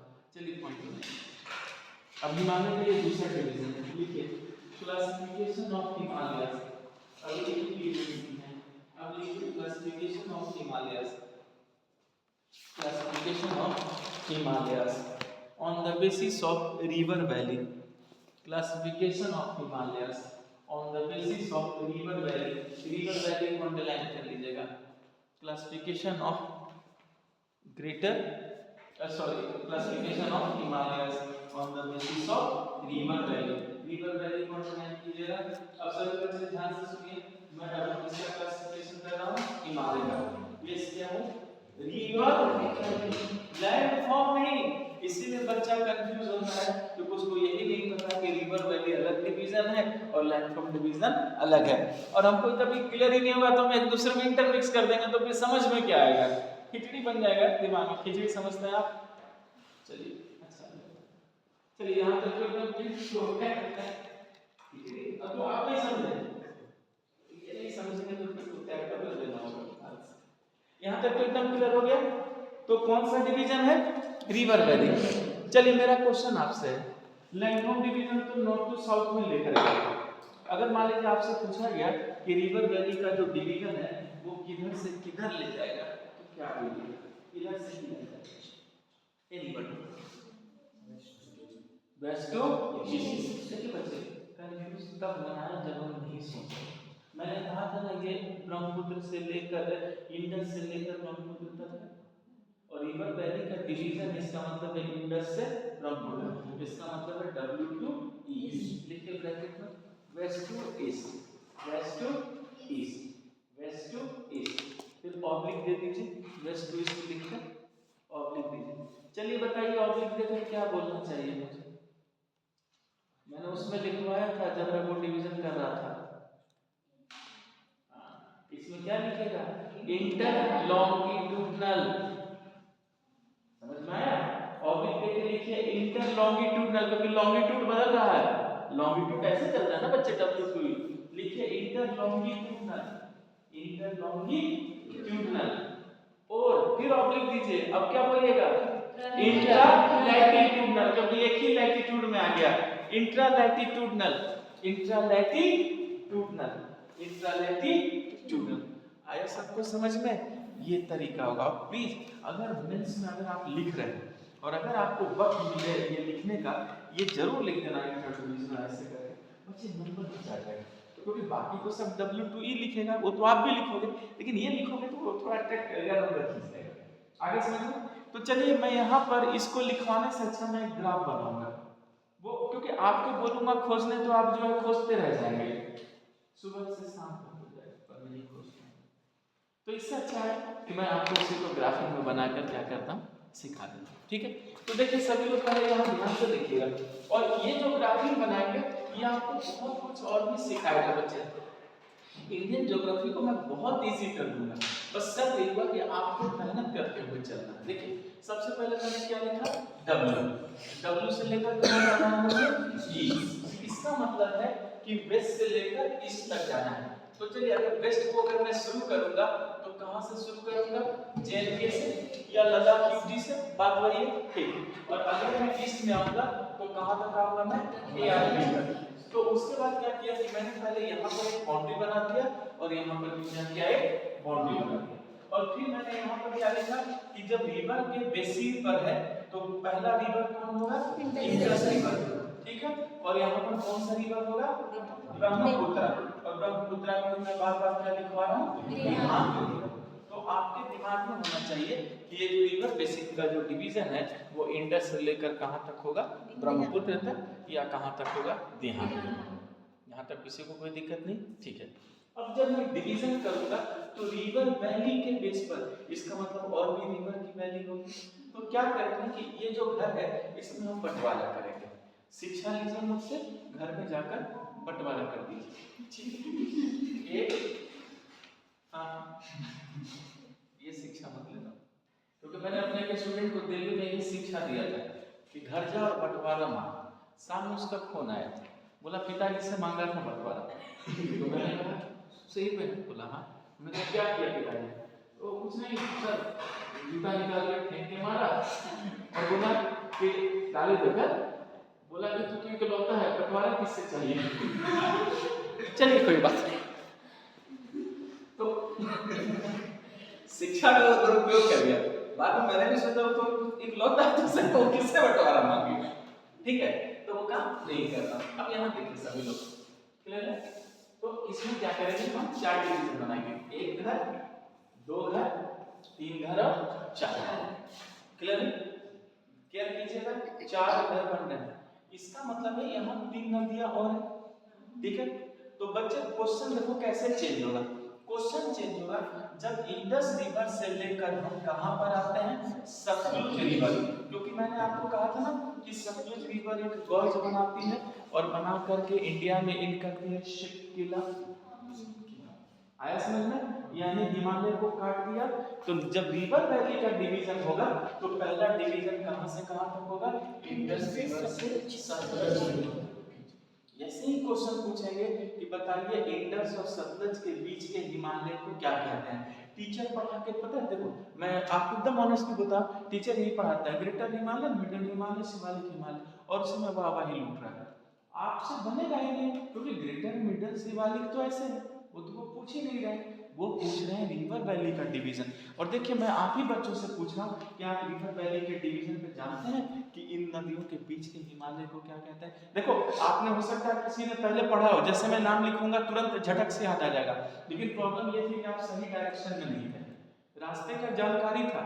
रास्ते का जानकारी का मतलब है किधर भी थोड़ी चले जाएंगे, ठीक है। तो सभी लोग याद रखिएगा कि इंडस रिवर से लेकर सतलज नदी का जो बीच का हिमालय है उसी हिमालय को क्या बोला गया है, पंजाब और, मैं हिंदी में लिख रहा हूं, पंजाब और कश्मीर। क्या बोला मैंने, पंजाब और कश्मीर हिमालय। समझ में आया? ये है पंजाब हिमालय या कश्मीर हिमालय। अगर क्वेश्चन में आ गया बता पंजाब हिमालय, तो तुरंत बच्चा हंसी क्या बोलता है, सर पंजाब में कहां हिमालय, पंजाब में मेरे देश की धरती है, मैं कहां जा वहीं पे डूब जा। एक बार क्या लीजिएगा, पंजाब और कश्मीर हिमालय कहने का मतलब है रिवर वैली के बेस पर डिवीजन हुआ है। कहां से कहां तक, इंडस नदी से लेकर सतलज नदी के बीच, उसी को क्या बोला गया है, पंजाब और कश्मीर हिमालय। और इसकी जो लंबाई है वो है 560 किलोमीटर, 560 किलोमीटर। देखा झटके दूरी कॉन्सेप्ट आपकी जीरो हो चुकी है, यानी कि इनके बीच में ग्रेटर मिडिल शिवालिक तीनों आ रहा है, सीक्वेंस में आ रहा है, तो तीनों को इन दोनों के बीच ही कहा गया है पंजाब और कश्मीर हिमालय। इसलिए न्यूज़ में कभी कभी कश्मीर हिमालय ऐसे भी वर्ड आता है तो वो राज्य नहीं, वो पूरे हिमालय की बात कर रहे हैं, ठीक। अच्छा अब सतलज से आगे बढ़िए, तो बेटा क्या कीजिएगा, उत्तराखंड है और उत्तराखंड के बाद नेपाल शुरू होता है। देखो मैं बार बार कह रहा हूं कि हर चीज मैं नहीं बताने का, आप अपना एज्यूम कीजिए कि देखो यहां पर क्या करो, यहां पर क्या शिवकिला, सतलज नदी, फिर यहां पर उत्तराखंड के बाद नेपाल है, तो नेपाल और उत्तराखंड के बॉर्डर बनाने में एक नदी है जिसका नाम है काली नदी। क्या नाम है, काली नदी। याद रखिएगा काली नदी नेपाल और उत्तराखंड की सीमा बनाती है, यानी नेपाल और भारत की क्या बनाती है, सीमा बनाती है। इसका मतलब है सतलज नदी के बाद कौन सी नदी आ गई, काली नदी, काली रिवर। और इसी के बीच के हिमालय को क्या बोला गया है, कुमाऊं हिमालय। देखो शायद एटलस में उत्तराखंड में कुमाऊं हिमालय लिखा है या नहीं, फुल मैप में देखो बेटा, फुल मैप में उत्तराखंड का फुल मैप, हाँ रुक जाओ, है ये उत्तराखंड है, इतना बड़ा क्या लिखा है तो आपको यहाँ देखना था कि ऐसे कुमाऊं की होगा। चलिए आगे समझ में। तो कुमाऊं का स्पेलिंग क्या है बच्चे? KUMAON। चलिए लिखा आप लोगों ने कुमाऊं हिमालय, और कुमाऊं हिमालय की लंबाई कितनी है? 320 किलोमीटर। आई रिपीट, कितना? 320 किलोमीटर। एकदम क्लियर हो गया? किसी को कोई कंफ्यूजन नहीं? तो अगर कुमाऊं हिमालय लिखा है बेटा, वो डिवीजन नहीं है। कुमाऊं हिमालय का मतलब है रिवर वैली डिवीजन। सतलज से काली नदी के बीच जब आते हैं उसी को क्या बोलते हैं? कुमाऊं हिमालय। और CDS combined defence service UPSC ने पूछा है कि काली नदी जब भारत में करती है तो भारत में इसका क्या नाम है? याद रखिए, काली नदी जो है नेपाल से आ रही है। रिवर सिस्टम में मैं सब पढ़ाऊंगा, लेकिन ये बॉर्डर बनाते हुए जब भारत में आती है तो भारत में इसी काली नदी को, काली नहीं, इसी काली नदी को भारत में हम क्या कहते हैं? शारदा नदी। क्या कहते हैं? शारदा रिवर। यही है शारदा रिवर। आगे समझ में? यही है शारदा रिवर। अच्छा, अब काली नदी के बाद जब हम आगे जाते हैं तो देखो पूरा नेपाल आता है। नेपाल से मतलब नहीं है, लेकिन नेपाल पार करते हैं तो सिक्किम में आ जाते हैं। लेकिन सिक्किम में आ तो जाते हैं, लेकिन बीच में नेपाल पड़ता है, वो भी तो हिमालय है।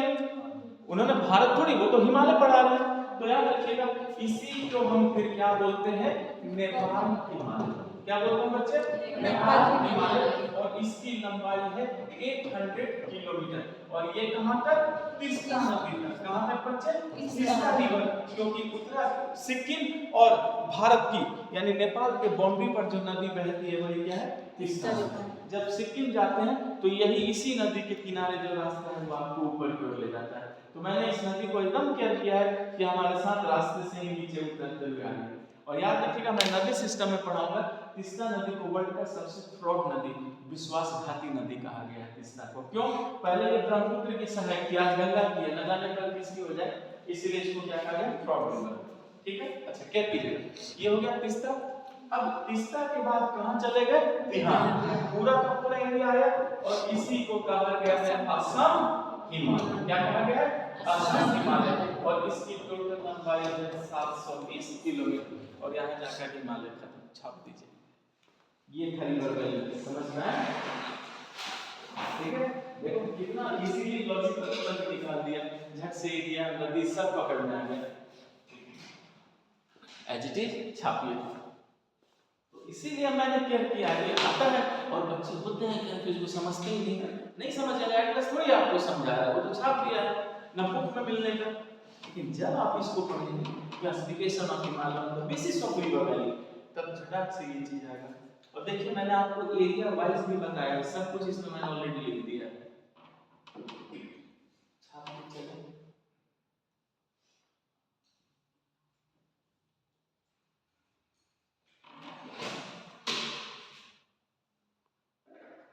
आप लोग जब तक छाप रहे हैं थोड़ा सा 1 मिनट का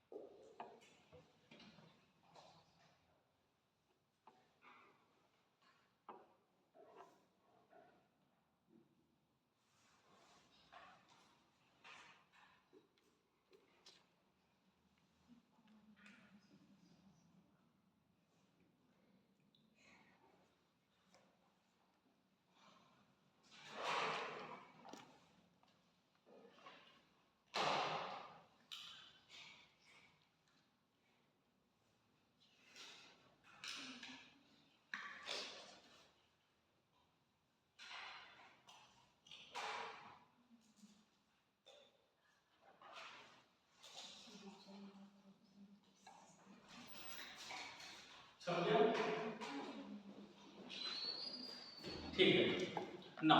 इसमें सबसे ऊंचा कोई बताएंगे? इसमें सबसे हाईएस्ट कौन होगा? पंजाब, हिमालय, नेपाल, असम में सबसे ऊंचा कौन है? माउंट एवरेस्ट वहीं पे है। एकदम क्लियर? ठीक। अच्छा, आपको मैंने कहा था ना कि इसकी तरफ मैदान की चौड़ाई कम है क्योंकि वहां प्लेट का चक्कर ज्यादा था, तो प्लेट का चक्कर ज्यादा था तो ऊंचाई भी ज्यादा होगी। तो देखिए माउंट एवरेस्ट इसकी तरफ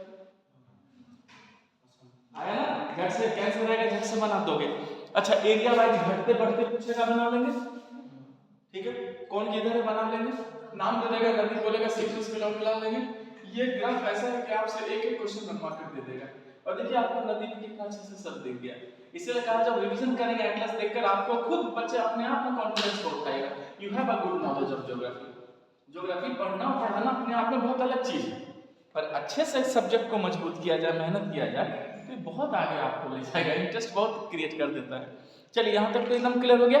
अब यहाँ पर मैंने आपको हिमालय का डिवीजन सारा कंप्लीट कराया, लेकिन इसके बाद मैं नोट में आपको कुछ ऐसी चीज लिखवाऊंगा जो आपको रटे रहना।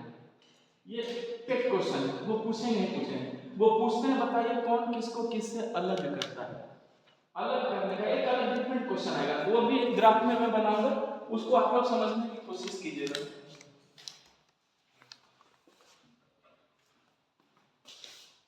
चलिए यहाँ पर सभी लोग क्या कीजिएगा, देखिए सबसे पहले ऊपर क्या था बच्चे, टर्म, ठीक समझते चलिएगा। यहाँ पर क्या है, हिमालय, ये क्या है, ये क्या है, शिवालिक हिमालय। इसके बाद तो हिमालय नहीं है, लेकिन इसके बाद क्या है, प्लेन, प्लेन शुरू हो जाता है। ठीक, अच्छा किस तरफ क्या है, राजस्थान तरफ अरावली। ठीक, देखिए क्वेश्चन कैसे पूछेगा, क्वेश्चन पूछेगा कौन किससे अलग करता है। जैसे वो क्वेश्चन पूछेंगे कि बताइए ट्रांस हिमालय और ग्रेटर हिमालय को कौन अलग करता है, यहाँ एकदम नाम अलग हो जाएगा क्योंकि मैंने वैली तो बताया, सेपरेशन नहीं बताया। तो सभी लोग याद रखिएगा, इसको जो अलग करता है उसको कहा गया हिंज लाइन। क्या कहा गया, हिंज लाइन। एक्चुअली हिंज मतलब एक हुंजा नाम की वह नदी बहती है, हुंजा रिवर। उसी हुंजा रिवर के नाम पर इसको क्या कहा गया है, हिंज लाइन। तो प्लीज आप भूलिएगा नहीं कि ग्रेटर ट्रांस हिमालय और ग्रेटर हिमालय को कौन अलग करता है, हिंज लाइन।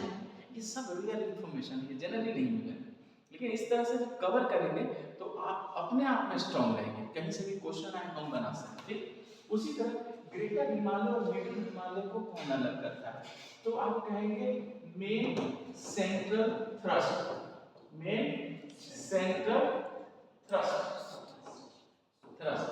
फिर आएगा मिडिल हिमालय और शिवालिक हिमालय को कौन अलग करता है, आप बोलेंगे main boundary fault, main boundary fault, main boundary fault. फिर पूछेगा शिवालिक हिमालय और मैदान को कौन अलग करता है, मान लो हिमालय नहीं पर प्लेन तो है, इनको कौन अलग करता है, तो आप कहेंगे हिमालयन, हिमालयन फ्रंट, फ्रंट मतलब पता है नहीं होता है, सामने आके बात करो, फ्रंट में आके बात करो और हम भाग जाते हैं। तो याद रखिएगा Himalayan front fault, Himalayan front fault. फिर पूछेगा इधर देखो अरावली और हिमालय को कौन अलग करता है। अब लोग क्या सर अरावली राजस्थान हिमालय तो, अरे बच्चे कोई कहीं भी हो, ज्योग्राफी की आप तुलना थोड़ी कर सकते हैं। आप अपने इस एरिया में बाहर निकल के देखिए कितना प्लेटू दिख रहा है हर तरफ, क्या ये छोटा एरिया है? तो अगर पूछेगा अरावली और इसको कौन अलग करता है हिमालय को, तब आप बोलिएगा great boundary, great boundary fault. पूरी बात समझ में आ गई, एडजेक्टिव छाप दीजिए और हट जाइएगा इसको, ग्रेट बाउंड्री फॉल्ट।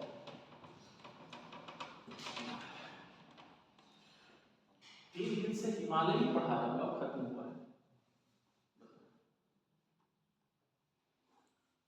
एक क्लास में कैसे खत्म हो सकता है हिमालय, कभी नहीं।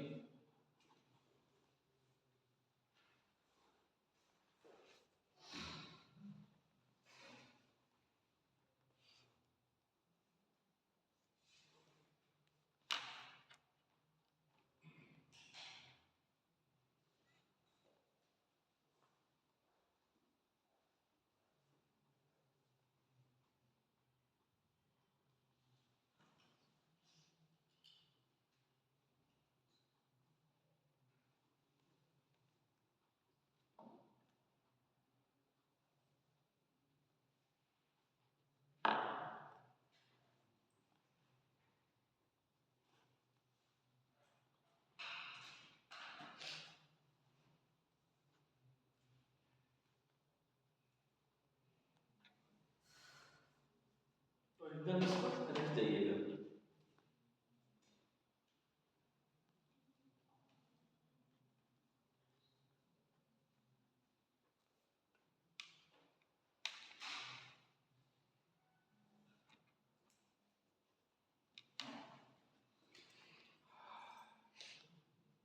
ओके भैया, छप गया? गुड, छप गया? कहाँ? गुड। चलिए अब यहाँ पर सभी लोग क्या कीजिएगा, आपका अब जाकर पूरा हिमालय मैंने कंप्लीट करा दिया, हर एक डिवीजन को बखूबी अच्छे से समझाया।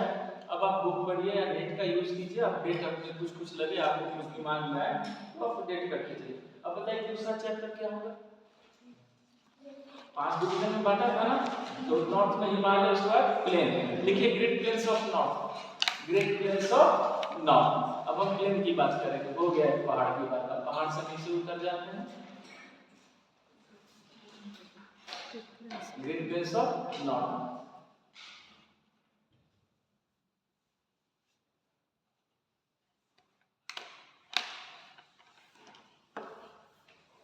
Great plains of north. तो सबसे पहले अगर आपसे कोई पूछेगा कि बताइए ग्रेट प्लेन ऑफ नॉर्थ कहाँ सिचुएटेड है, तो क्या बोलिएगा? नॉर्थ में, ग्रेट हिमालय के नीचे। ग्रेट हिमालय के नीचे तो मिडिल हिमालय, मिडिल हिमालय के नीचे शिवालिक है, शिवालिक के नीचे। लेकिन शिवालिक नहीं, आप कहेंगे it is situated in the south and parallel of Himalaya, south and parallel of Himalaya. लिखिए, समझ में आ रहा है? साउथ और पैरेलल चलेगा। लिखिए great plains is situated, great plains is situated, तीन के बाद क्या आता है? लिखिए it is situated in the south and parallel, it is situated, it is situated in the south and parallel of Himalayas, in the south and parallel of Himalayas, and in the north of, and in the north of anybody peninsular plateau, बीच में है, समझ में आया? पूरा लिखे, and in the north of peninsular plateau, and in the north of peninsular plateau, and in the north of peninsular plateau। अच्छा, आप लोग हिमालय का जहां इंट्रोडक्शन लिख रहे थे वहां एक पॉइंट जोड़िए, जहां हिमालय का इंट्रोडक्शन सब नहीं बना रहे थे स्टार्टिंग में, वहां एक लाइन जोड़िए। जिनके पास नहीं वो नोट में लिख लीजिए, हिमालय वाले में जाके कहीं भी जोड़ लीजिए, हिमालय में कहीं भी जोड़ लीजिए। चलिए पहले क्वेश्चन सुनिए सभी लोग, कहीं पर भी हिमालय में जोड़ लीजिएगा, नोट में या स्टार्टिंग में कहीं जोड़ लीजिएगा। हिमालय था या बना है? बना है। तो परमानेंट हुआ या नॉन परमानेंट? परमानेंट मतलब जो हमेशा हो, और ये तो बना है, इसका मतलब ये हमेशा नहीं था। तो याद रखिएगा हिमालय भारत का कैसा डिवीजन है? Non permanent division. देखिए Himalaya is non permanent division of India, Himalaya is non permanent division of India. फिर याद रखना जो बना है वो नॉन परमानेंट है, परमानेंट कैसे हो सकता है? It is non permanent division of India, यानी भारत का क्या है? नॉन परमानेंट डिवीजन, क्योंकि था नहीं ये बना है। चलिए वापस लोग प्लेन में जाइए, प्लेन की तरफ पढ़ना है। हाँ क्या लिखा अभी आपने बेटा? It is situated south and parallel of Himalayas in the north of peninsular प्लेटू। तो आपने देखा कि ये हिमालय के साउथ में है और प्लेटू के नॉर्थ में सिचुएटेड, कोई दिक्कत नहीं, ठीक। अच्छा अब ये समझना है कि ये बना कब है, क्लियर है? ट्रिक याद रखिएगा, ये हिमालय के बाद बना है, ये हिमालय के बाद बना है, यानी सोचिए हिमालय से पहले ये नहीं था। लिखिए it is made after Himalayas, it is made after Himalayas, it is made after Himalayas, it is made after Himalayas, यानी हिमालय के बाद बना है, it is made after Himalayas. क्या आप में से किसी बच्चा मुझे ये बताएगा कि हिमालय किस पीरियड में बना था? मैं लिखवाया था, कुछ ख्याल है? सोचिए बच्चों, आपने हाँ बोला तो मुझे लगा सब क्या को ख्याल है। देख के भी बोल सकते हैं, कोई दिक्कत नहीं, डोंट माइंड। किसमें? टर्सरी पीरियड में। तो 3 के बाद क्या आता है? 4। तो टर्सरी के बाद क्या आता है? क्वार्टरनरी। तो मैदान किस पीरियड में बना है? Quaternary period. देखिए समझ में आया? It's made in quaternary period. Period पूछ लेंगे तो क्या कीजिएगा? हर चीज को बताना। Quaternary period. तो it is made in quaternary period. Underline कर दीजिएगा क्वार्टरनरी पीरियड को, यानी ये क्वार्टरनरी पीरियड में बना है, यानी हिमालय के बाद बना है, क्वार्टरनरी पीरियड में बना है। बच्चे ये बना है परमानेंट या नॉन परमानेंट? लिख लीजिए, it is non permanent division of India. याद आ रहा है ना 33 का मैदान पानी का? It is non permanent division of India. It is non permanent division of India. It is non permanent division of India. लेकिन क्या मैंने ये बताया ये बना कैसे? लेकिन टीचर आपको पढ़ा तो रहे हैं, जलेबी बना है, जलेबी समझते हैं, राष्ट्रीय, लेकिन वो ये नहीं बता रहे हैं क्या याद आएगा? चलिए बताएंगे। हाँ क्या लिए? तो आपसे मेरा सवाल है, बैठ सकता हूँ?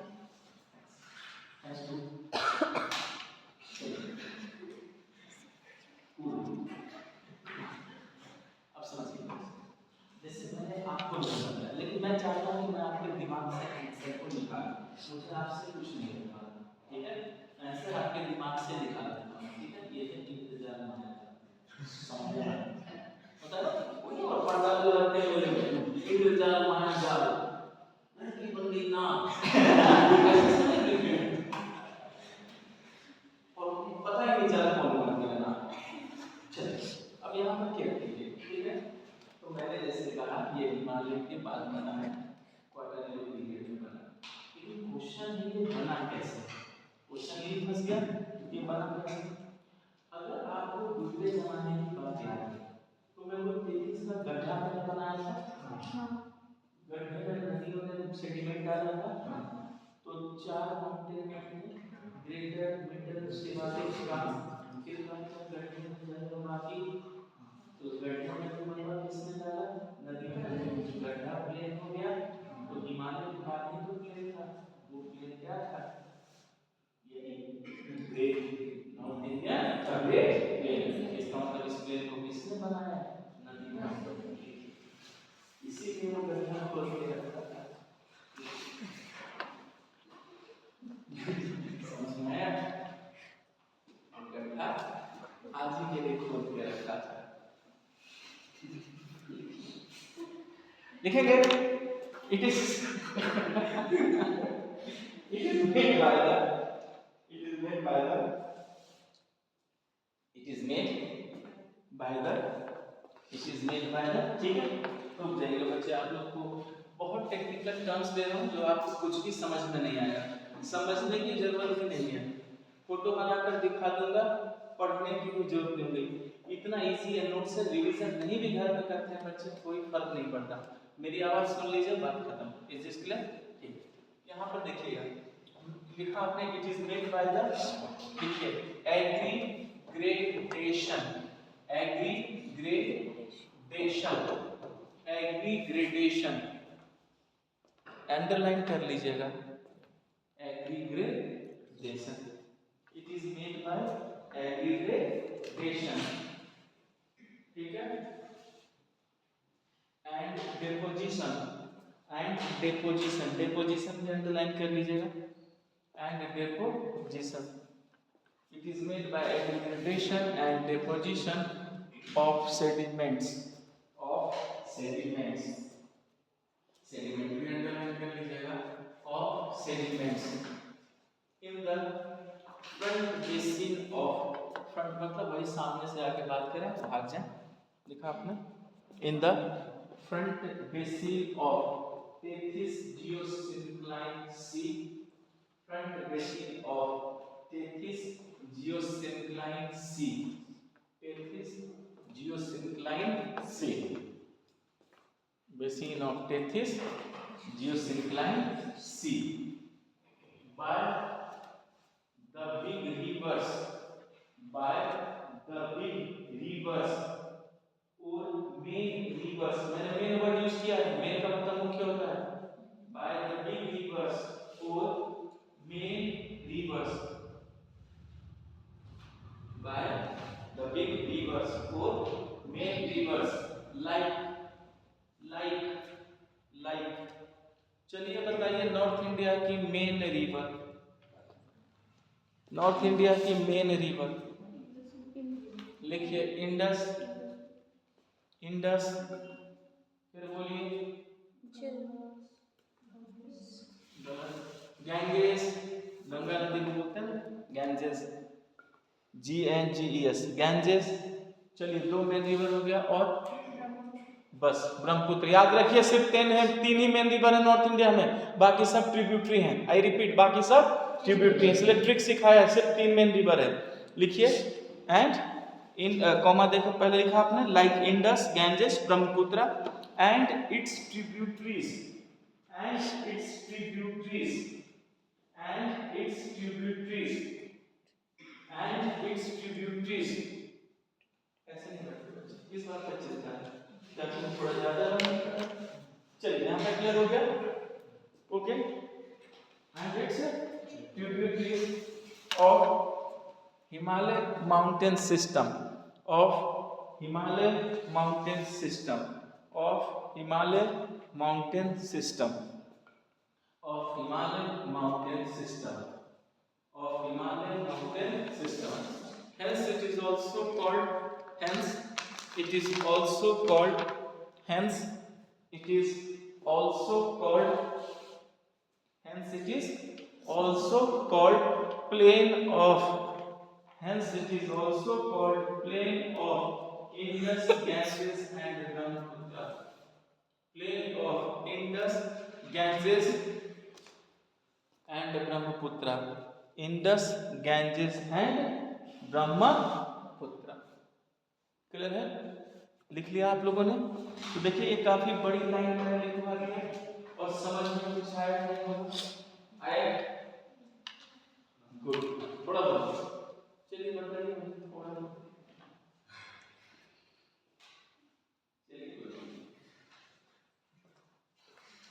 आपको बहुत समझ में आया? थोड़ा बहुत मैं समझा देता हूँ, थोड़ी की जरूरत है. Very good. चलिए अब यहाँ पर सभी लोग क्या कीजिए, देखिए बच्चे ट्रिक्स लिखिए. ये घर में जाकर पढ़ने की भी जरूरत नहीं होगी, लेकिन आप लोग पढ़ेंगे. ठीक, ये देखिए यहाँ पहले मैंने वही टेथिस सी बनाया, नदियों ने सेडिमेंट डाला, तो पहले एक माउंटेन था, फिर दूसरा माउंटेन, तीसरा माउंटेन, चौथा माउंटेन, ऐसे ही बोला था. तो पहला माउंटेन यही क्या बन गया आपका, ट्रांस हिमालय. देखिए कितना इजी समझ में आता है. दूसरा माउंटेन है क्या था, हिमालय, तीसरा है मिडिल हिमालय, चौथा शिवालिक हिमालय. अब क्या इनसे बड़ी बड़ी नदियां नहीं बह रही थी? तो याद रखिएगा इंडस, गंगा, ब्रह्मपुत्र, यही 3 मेन रिवर है, बाकी सब उसकी ट्रिब्यूटरीज हैं. तो ये सारी नदियां यहाँ से बहना शुरू कर गई. इंडस वेस्ट की तरफ, गंगा पूरे नॉर्थ में गंगा, गंगा का इंपॉर्टेंस बहुत ज्यादा है. और ईस्ट की तरफ ब्रह्मपुत्र, यही 3 मेन रिवर है और इनकी न जाने कितनी ट्रिब्यूटरी थी. तो जब ये सब नदियां अगर बहना शुरू होंगी, ठीक है, ये क्या है बच्चे, ये रिवर्स है. ये क्या है, रिवर्स है. तो जब ये नदियां बहेंगी तो वो किस में गिरेंगी, टेथिस सी में. तो क्या ये फ्रंट बेसिन है, सामने का बेसिन? तो front basin of Tethys geosyncline sea, यही तो मैंने कहा. तो जब नदियां इसमें गिरेंगी, क्लियर है, तो जब नदियां इसमें गिरेंगी तो फिर क्या करेंगी, डिपॉजिट करेंगे. ठीक है, क्या करेंगे बच्चे, डिपॉजिट करेंगे. ये जो डिपॉजिट है, ये डिपॉजिट किसका है, सेडिमेंट्स का. और जब सेडिमेंट का डिपॉजिट करेंगी तो क्या इनका लेवल ऊपर होगा ना. तो जब सेडिमेंट का डिपॉजिट करती हैं सेडिमेंट का, तो इनका तल लेवल क्या है, ऊपर होता है, और जो लेवल ऊपर होता है उसी को क्या बोलते हैं, एग्रीगेशन। और ये ऊपर होता रहा, ऊपर होता रहा, ऊपर होता रहा, और आज पूरा का पूरा क्या बना दिया, अब पता चला कि कैसे ये मैदान बना। इसका मतलब है हिमालय की बड़ी बड़ी नदियां गंगा, इंडस, ब्रह्मपुत्र की ट्रिब्यूटरी में 33 सागर के आगे के गड्ढे में सेडिमेंट डाला, सेडिमेंट डालने से डिपॉजिट हुआ, डिपॉजिट से एग्रीगेशन हुआ, और एग्रीगेशन से पूरा का पूरा क्या बन गया, मैदान बन गया। इसलिए इस मैदान को क्या कहा गया, इंडस, गंगा और ब्रह्मपुत्र। देखो कितना इजी फोटो है समझ में। इसीलिए वो फोटो सिखाया था बच्चे, जब मैं वो सिखा दूंगा तो फिर आप लोग कुछ भी सीखने लायक नहीं बचेंगे। समझ में आ रहा है बड़े भाई? गुड। इसीलिए आप लोग को अच्छा समझा दिया कि अगर जिसको नोट्स देना है वो कहेगा कि हाँ मुझे समझा दो, तो समझा देंगे, ये नहीं कि कुछ और ही समझा कर बात करेंगे।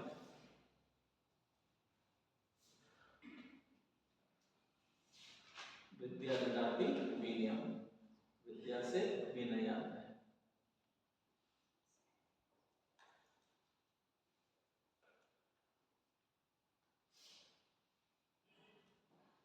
डिपॉजिट सेडिमेंट हुआ, एग्रीगेशन हुआ, और पूरा का पूरा मैदान बन गया।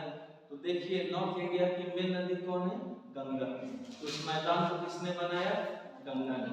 और आप देखिए इतनी बड़ी पॉपुलेशन है, तो देखिए नदियों को माँ का दर्जा गलत नहीं दिया जाता है बच्चे, वाकई नदियां मदर होती है, उन्हीं की गोद में है। आगे समझ में। अब आप लोगों से क्वेश्चन पूछता हूँ, आपको पता है क्रेडल ऑफ सिविलाइजेशन किसको बोलते हैं, क्रेडल ऑफ सिविलाइजेशन, सभ्यता का पालना।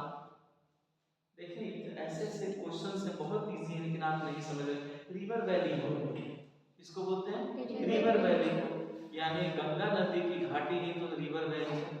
क्या वर्ल्ड की सिविलाइजेशन ने नदी के किनारे जन्म नहीं लिया था? क्या आपका इंडस रिवर वैली सिविलाइजेशन नहीं था?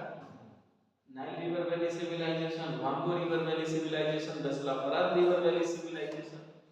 इसका मतलब जितनी भी सिविलाइजेशन है वो नदियों की गोद में जन्म लेता है, और हम नदियों को ही क्या करते हैं, प्रदूषण करते हैं, कचरा डालते हैं, केन फेंक देते हैं, गलत करते हैं नदियों को। देखिए सीधी सी बात है, जो चीज आपको रिस्पेक्ट देती है उसको रिस्पेक्ट दीजिए।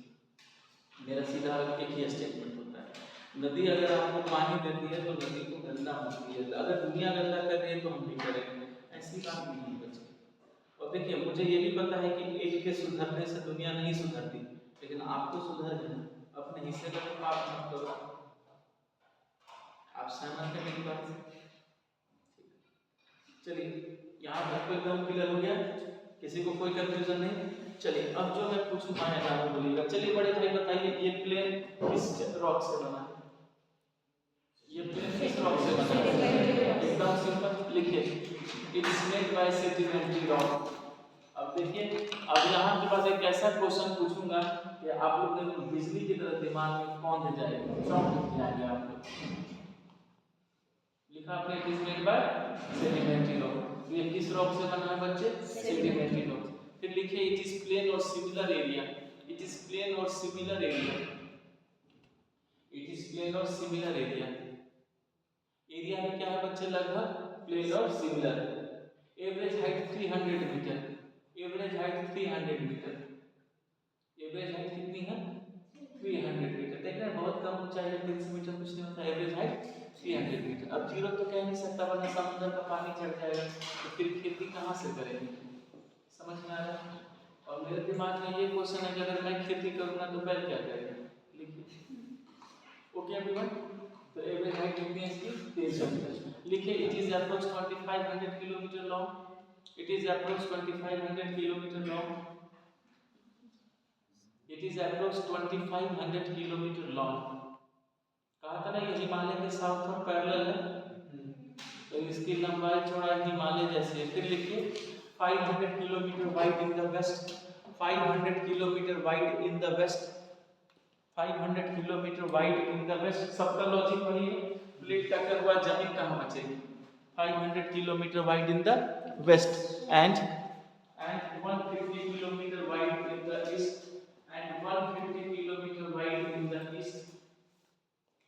150 kilometre wide in the east. तो ईस्ट में कितना वाइड है 150 किलोमीटर और वेस्ट में कितना वाइड है 500 किलोमीटर। बच्चे इसका कारण वही है कि प्लेट टेक्टोनिक जो हुई थी तो जहाँ जगह कम था तो वहाँ मैदान भी क्या होगा कम होगा। हिमालय में तो बताएंगे ये लंबाई और चौड़ाई, ठीक है, ये इसका एवरेज हाइट मैंने बताया।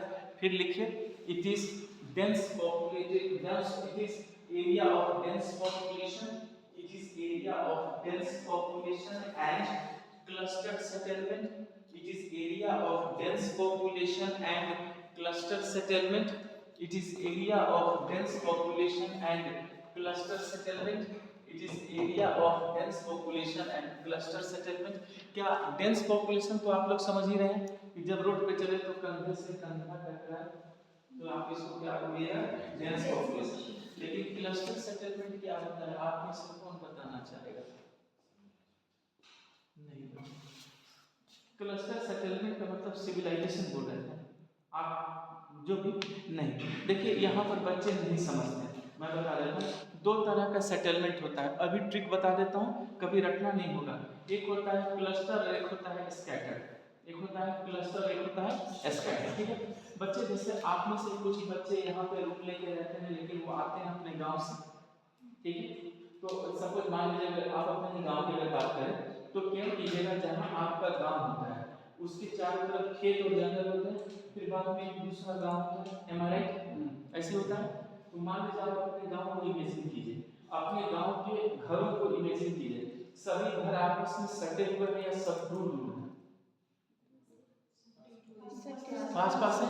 क्या कीजिएगा जनरली मकानों के बीच की दूरी कम होती है, कभी कभी दो मकान सटे सटे सटे ऐसे बन जाते हैं। जैसे अगर आप इस मेन रोड से बस स्टैंड की तरफ जाएंगे तो जनरली सारे मकान सटे सटे दिखेंगे एक साथ से।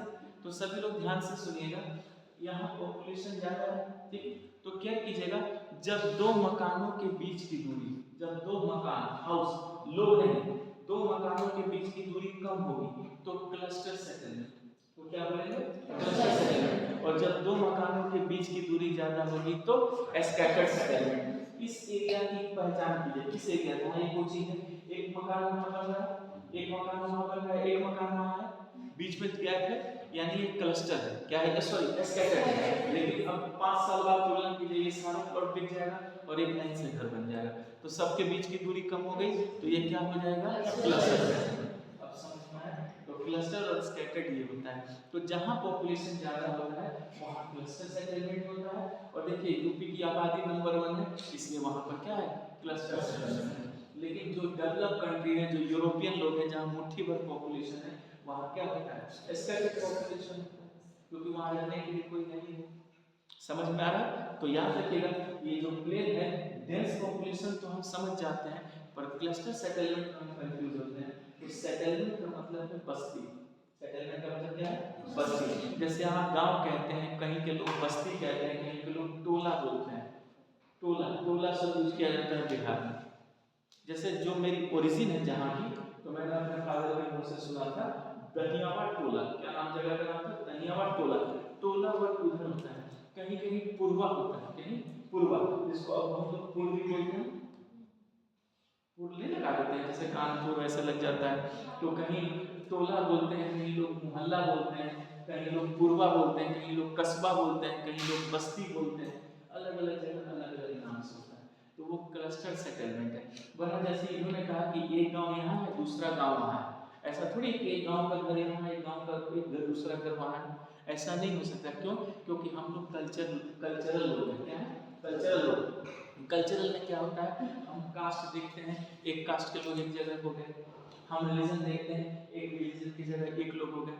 हमने वो नहीं सोसाइटी देखते हैं, भाई हमारे जाति के लोग हैं तो हमारे रिलीजन के लोग हैं तो हमारे, तो हम कल्चरली स्ट्रॉन्ग होते हैं, तो हम कल्चरल देख कर क्या हो जाते हैं वहाँ इकट्ठा होते हैं। तो हम टोला पूर्वा और क्लस्टर सेटलमेंट बना लेते हैं। क्योंकि यूरोपियन सोच में ऐसे नहीं होती, क्योंकि वहाँ पॉपुलेशन ही कम है। वो इन सोच वहाँ क्या होता है रेस होता है, वो नस्ल देखते हैं, जाति धर्म नहीं, वो नस्ल कि अच्छा हमारी रेस क्या है तो बगल में रहो, बगल में भी रहो। इसका मतलब जमीन इतनी है, बगल का मतलब भी 5 किलोमीटर, इस तरह से।